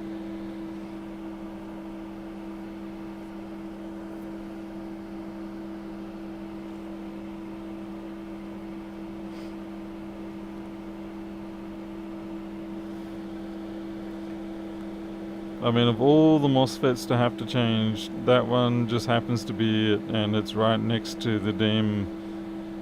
Yeah, so how do you get that out? Low melt solder and blow sideways. Yeah, that's gonna be a close call no matter what. The best I can do is probably pickle it from left and right, put a shield over here, and then take it real slow. Side cutters. I like that. I'm surprised no one said angle grinder yet. Underneath. Barry's got an interesting idea there. I think the problem with underneath Barry is that I'm not going to have enough directional control. So I'm going to be spraying hot air in places that I don't know where I'm going.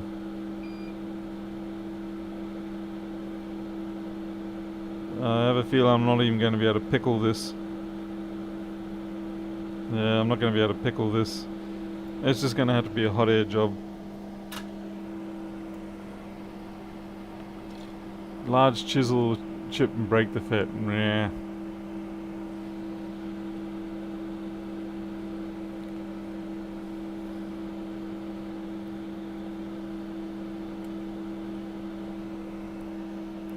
Where's my assistant piece of metal? Dremel it. Yeah, Dremel sounds like a really dumb idea, but it's actually not a bad idea, really.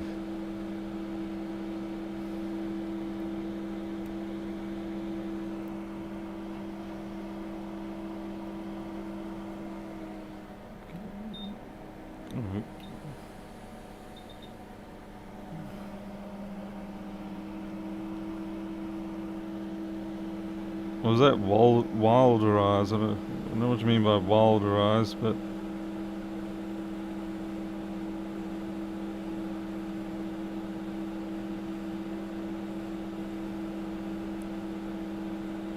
one approach might be if I take out these two parts and then I can slip a spudger under that and get it off that way.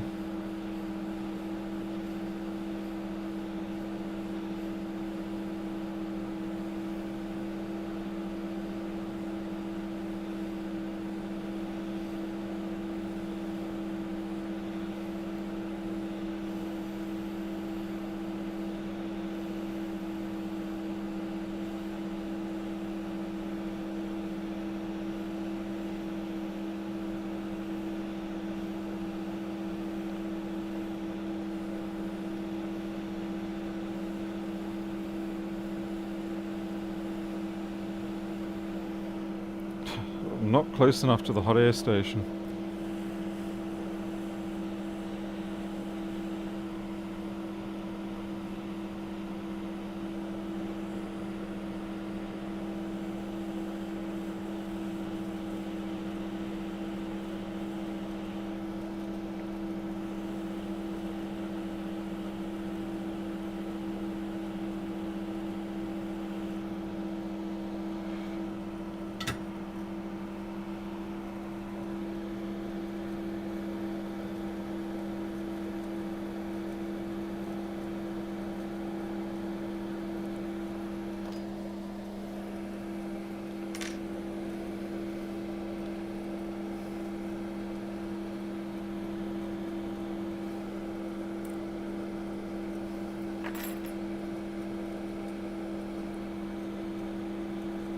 Yeah, it's a little brown.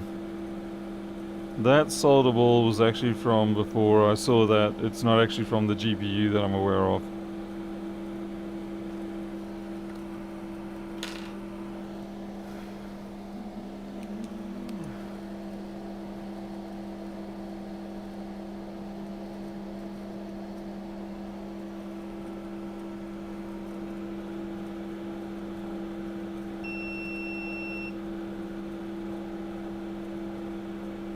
Well, that's a bad sign.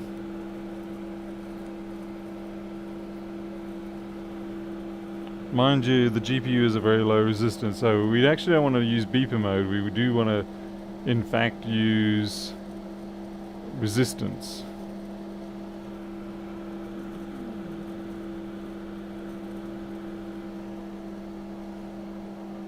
That said, 0.8 is pretty damn low. Yeah, we're definitely posting a little more than we expected. A little less rather. 1 ohm is definitely a little bit too low.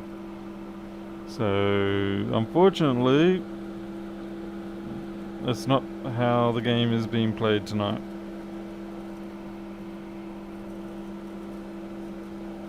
There won't be any output caps on that sort of... Oh, well, there are, but none of them have been exhibiting any signs of being faulty.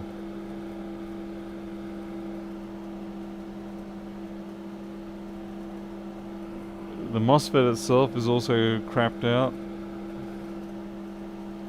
Yeah, see, it shouldn't be the same resistance either way. Sorry, focus is a bit shonky. Not exactly sure which one... Whoops. Not sure which one's the gate, just straight off the top of my head.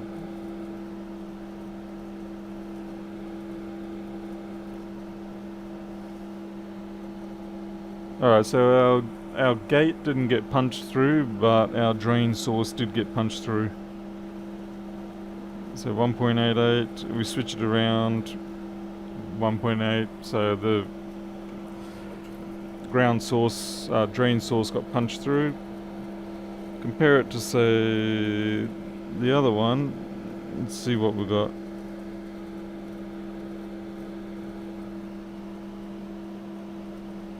.27. Switch it around. 0.24. Well, you blown through as well, have you?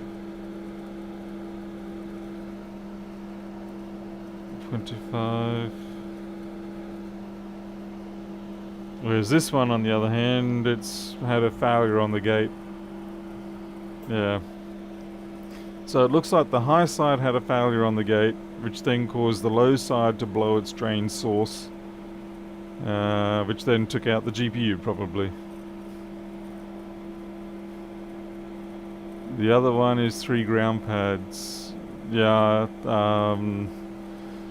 that's what I was checking on either end, because 3 of these are going to be joined together and one of them is going to be the independent gate. But you shouldn't have any resistance between the far ends of these because, like I said, one of them is a gate. But instead we do.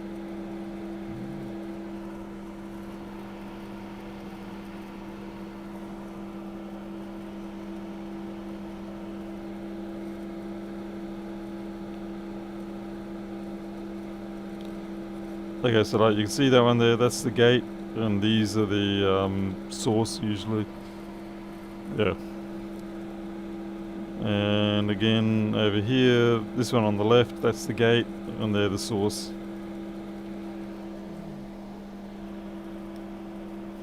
Yeah, the gate's been run over, bulldozed completely through.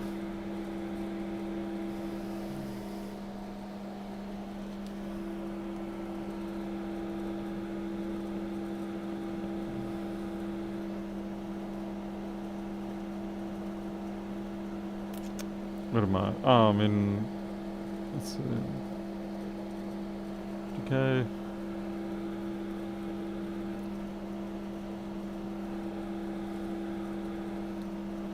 You see, we should not have that.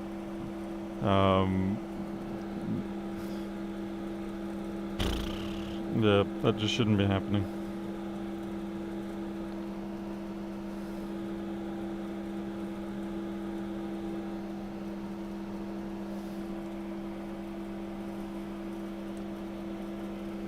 I'm just kind of curious why the GPU itself is not actually getting warm.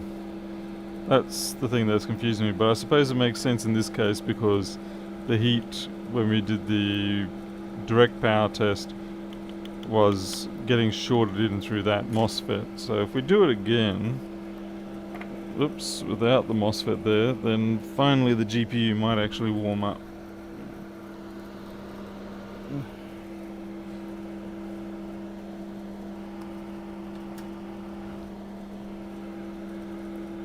Well, you can't really even blame Apple for the GPU failures, given that it wasn't their fault that ATR did a botchy job of it.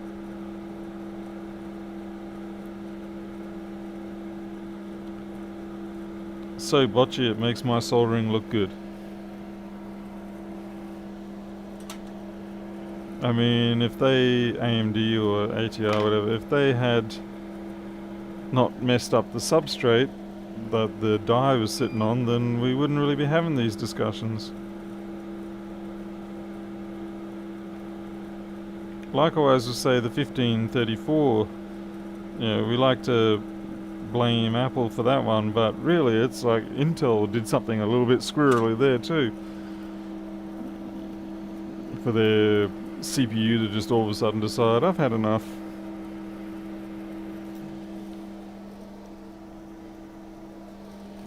I mean, Apple could have done perhaps a little bit better on the cooling side, but overall,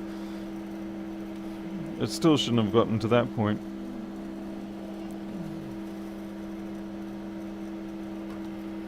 Yeah, let's see. No, we're only posting 1.15.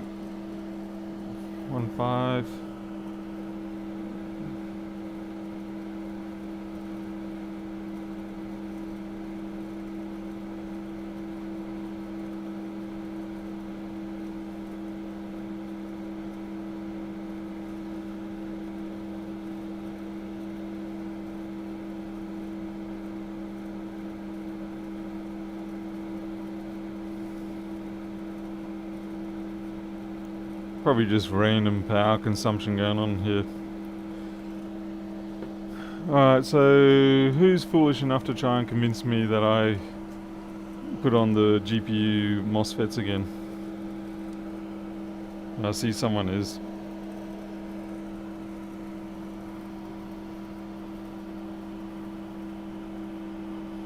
The cap? Well, I'd say the MOSFET took the brunt, the GPU lives, that cap's trying fast. What? Where? You talking about these ones? How did I miss them?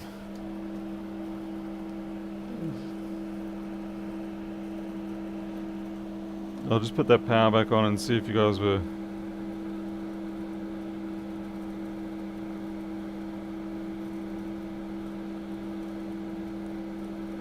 Not seeing anything jumping out at me, guys.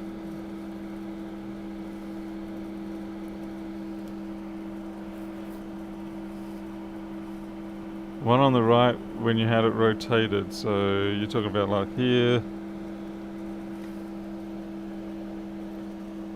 Like I said, there's not a lot of power, it's only 1 watt.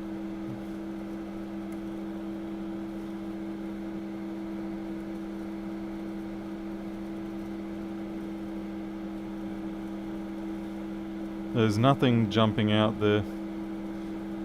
You gotta also make sure you don't confuse just the normal ambient air drying.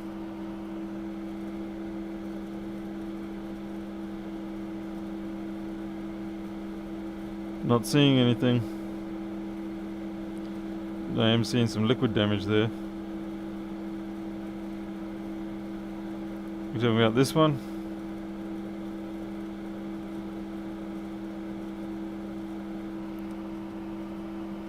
Not with the ones you just took off.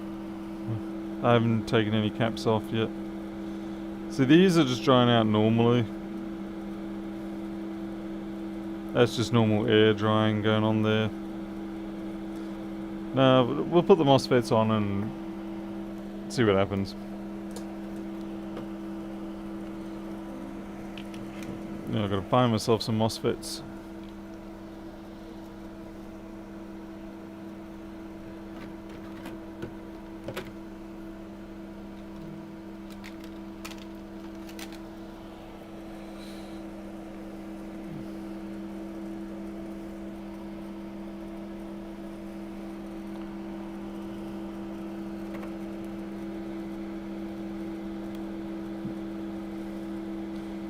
They look pretty badly beaten up. which makes them perfect.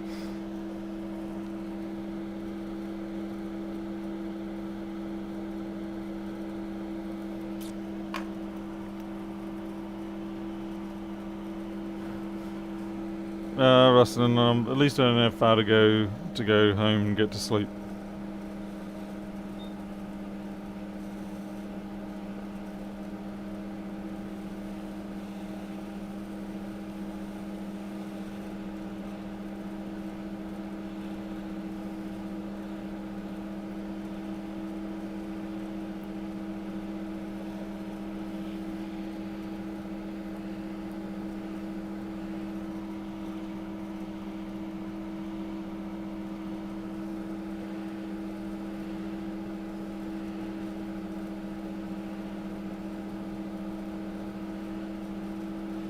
I do have a lower airflow on this at the moment.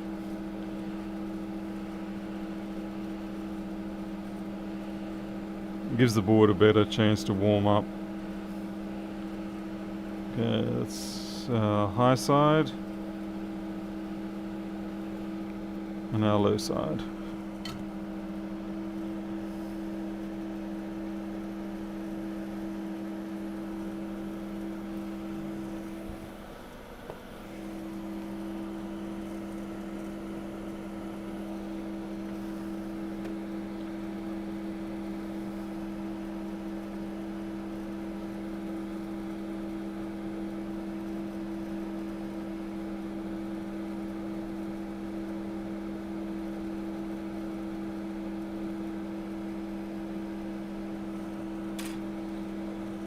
The fun thing is here I've got to actually, if I prep these, hopefully it'll make the reinstallation process go a little bit better.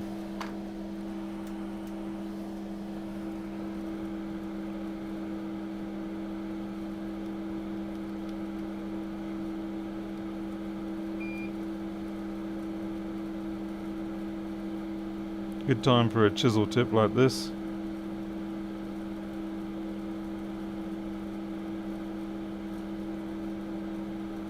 Plenty of power to get in there and warm things up.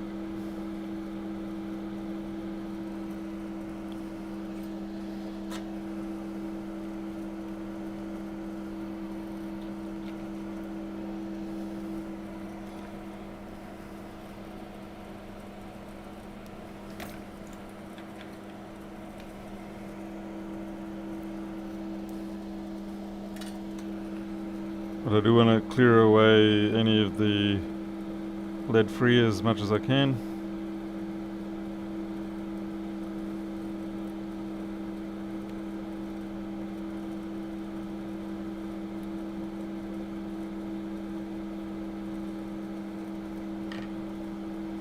Okay, then we put down some fresh solder. It's good. Good. Perfect. Marvelous.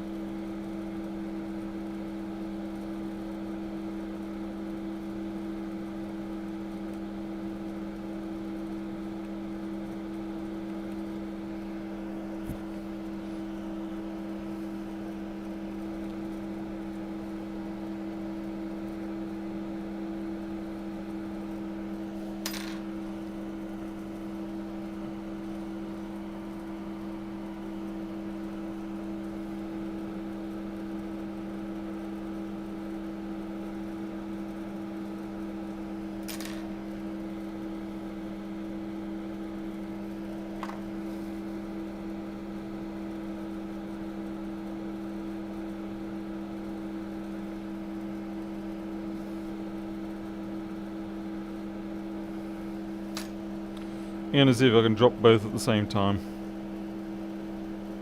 Usually with these sort of D-pack style packages, they typically should pull themselves into alignment fairly well. You don't usually have to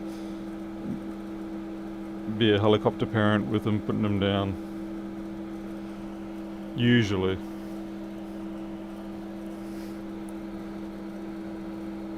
They can go a little bit skew, but they will. The massive size of their drain plate tends to stop them getting into too much trouble.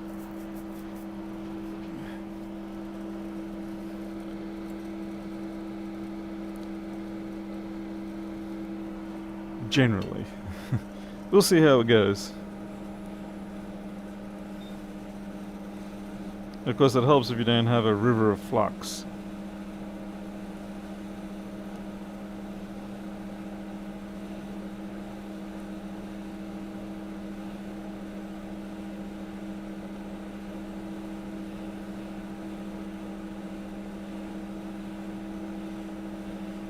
My angles are all wrong here. I know it's going to seem a little bit silly blowing heat into the GPU, but I kind of have to do it.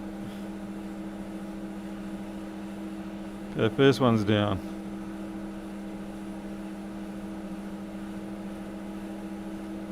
Come on, second one, go down.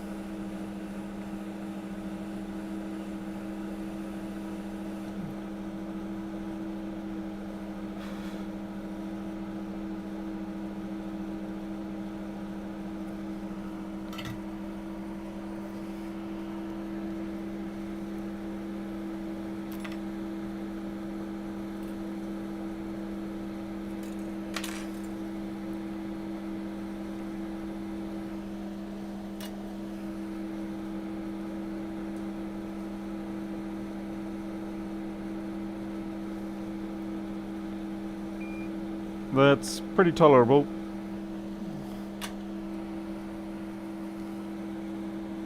I'm just double checking that I've got the pin 1s to the right place, and that seems good. So yep, we're ready to go.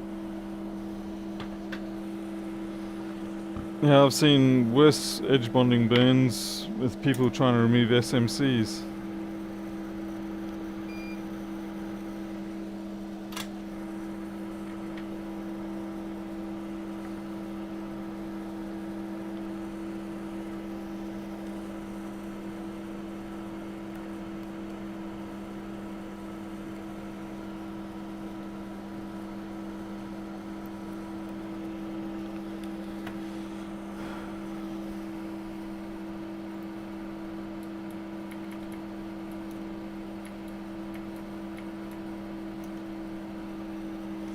Alright, here we go. I've got to get my voltages back up for the power supply though.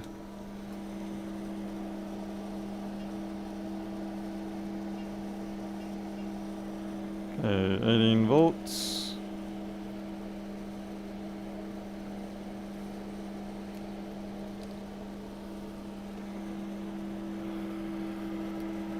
I've got to turn it on yet, so don't get your hopes up too quick. Okay, here we go. Do we want a fan spin? People want fans. I don't have a fan. If we get red light, it's a good start. Okay, here we go. We got red light. That's better than what we had before. We're gonna get blinky.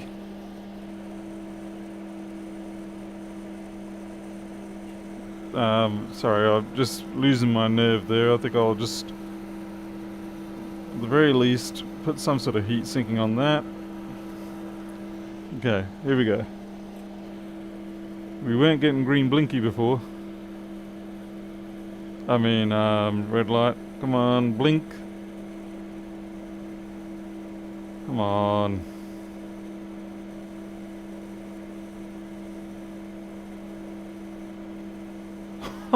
It blinks. No way. Oh, let's see if that actually gives us an image. I'll be shocked if that gives us an image.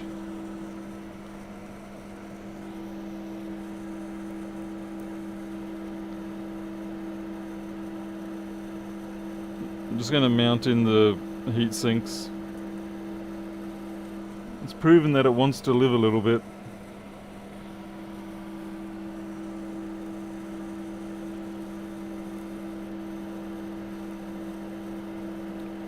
It's like Frankenstein's monster. I want to live, Van Helsing.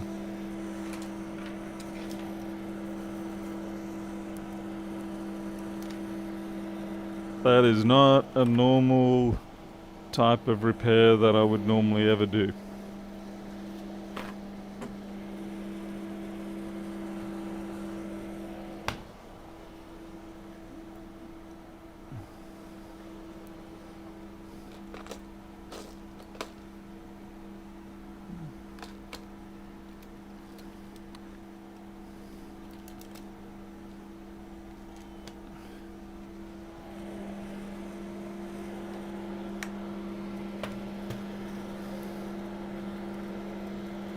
This is just the easiest way for me to test to see if it even gets the display or not.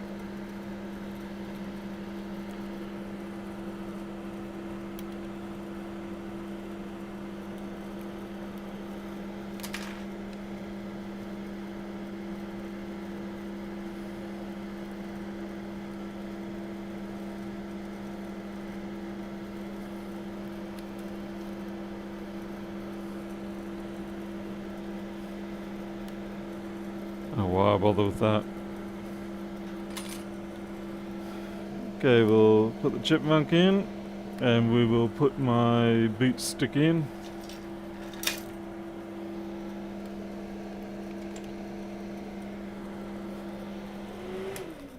We'll turn off the fan. And we will reapply power and see what happens.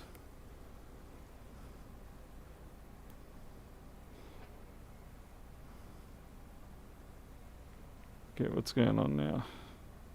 Got this on backwards.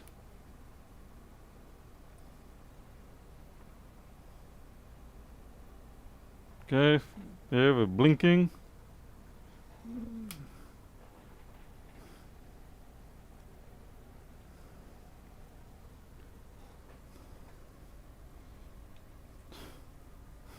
You gotta be kidding me. You really are gonna come back to life? It's certainly doing its best.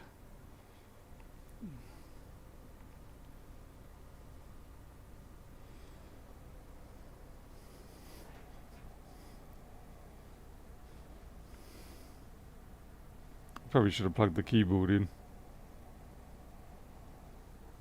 I'm waiting for it to... We've got an Apple logo.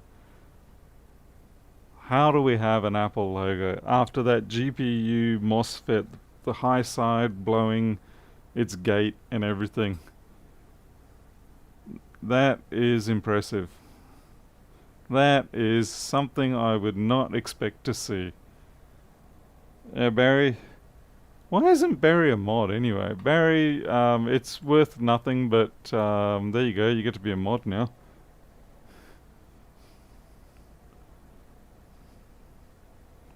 I was not expecting that. I guess in the back of my mind, that's why I kept hunting, because it was the fact that the GPU would not heat up. Normally if the GPU fails, you'd expect it to heat up, but it wouldn't heat up. And so that was the only fly in the ointment in my brain that there could be hope for the GPU, but it took Barry to give me a swift kick in the essentials to actually take the shot. Of course, we do still want to... It's only running on 2 gigs right now, so it's going to be a little slow on the boot. I should show this to Lewis.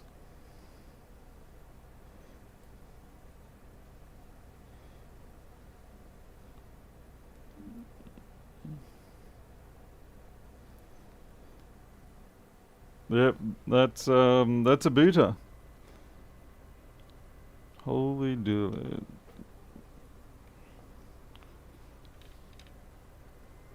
I'll put in another 2 gigs, I'll connect a battery and all that sort of stuff, and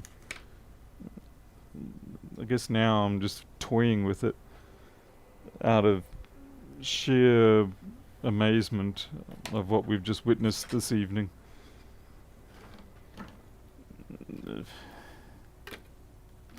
Of course, naturally I can't find my other 2 gig stick. Ah, there it is. I wonder how many have died like that I've overlooked. Probably a great many.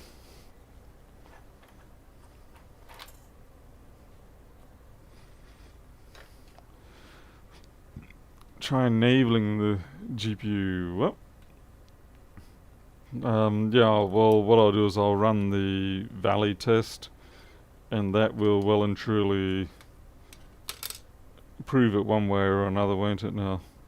Because in order to run the valley test, I definitely need to have the battery in and 4 gigs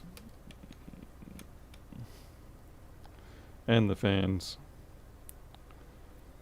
Without the fans, it would be a bit of a travesty.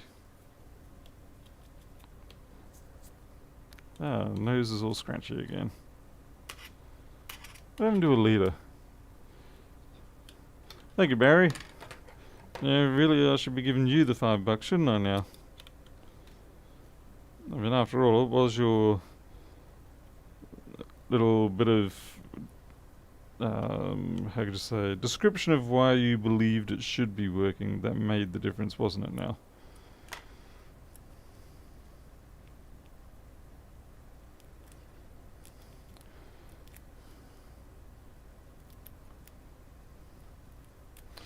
I don't really know how much of this is going to work because I don't know what other damage is on this board, so it's going to be an interesting process.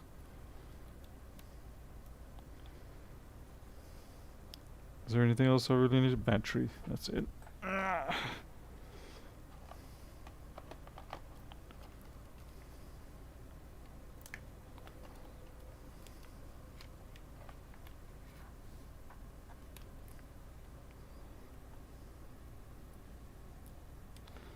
We'll add the speaker just for the glory. Not sure if that's properly in, but oh well.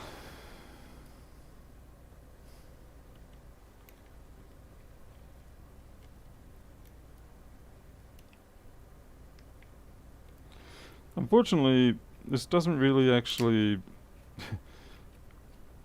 Wow, I just sort of spark or something then. That was scary. Can't imagine why though, because it's not connected to anything.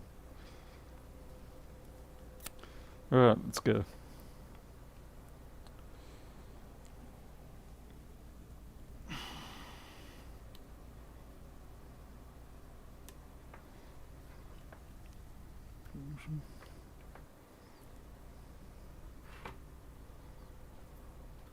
Oh, missed a donation there. Ruslan, thank you for the 400 rubles. Yeah, that is a fast boot now, using the keyboard.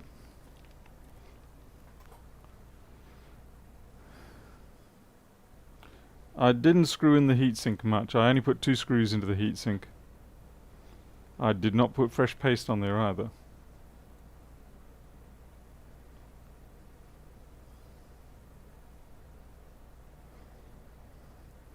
But this should be enough to get us through.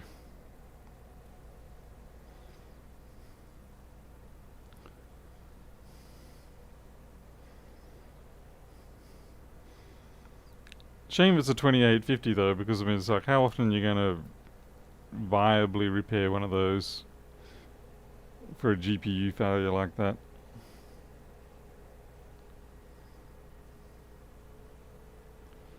Sweetie, yes, it kind of. Too bad it's not actually a proper customer job though, but yes. Let's see, 1, 2, 3, 4, keyboard works.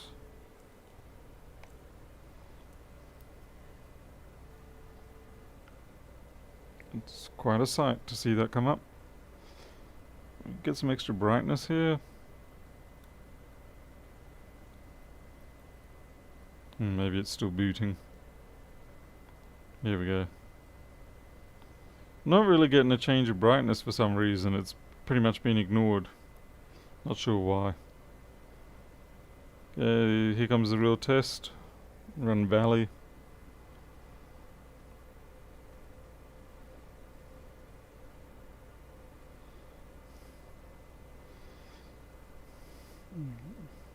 Okay, we'll bring up the power, the temperatures.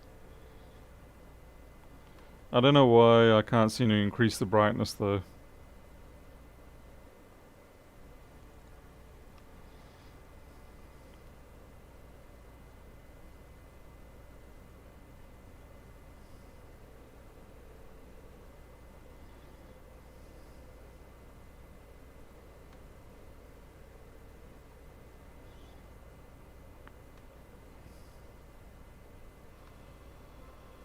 Brightness has no effect on this screen.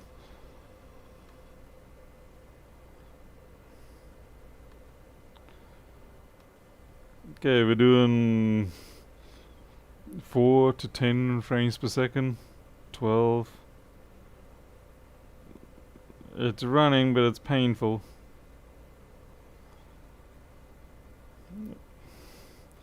GPU die temperature is only at 60, 70 degrees. The CPU is getting hotter than the GPU. Let me check to see if it is running the... Let's see... About this Mac. It's showing GPU chip there. Displays.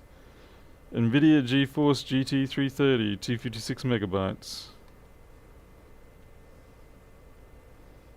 So it is using the GPU.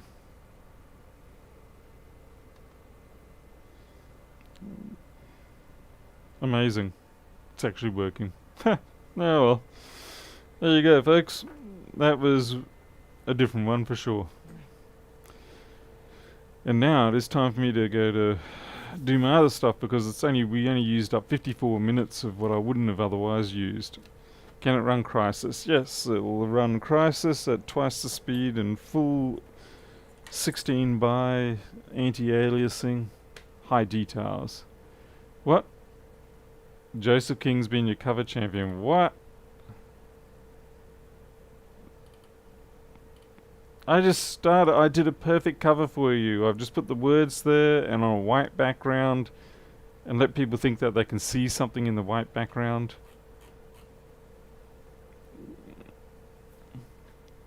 That's it. But I think we'll depart on that high. So thank you very much, everybody, for being here throughout this process this evening. I wasn't expecting this sort of outcome. I was really honestly expecting smoke and flame. Good old Balrog style in the mines of Moria. But no, instead we had a win. So it seems kind of crazy. Anyway, so you all take care, and I will see you next time, and maybe we'll have something else interesting. But for the meantime, I think we can ride on the wave of happiness that we got here. So I'll catch us all later.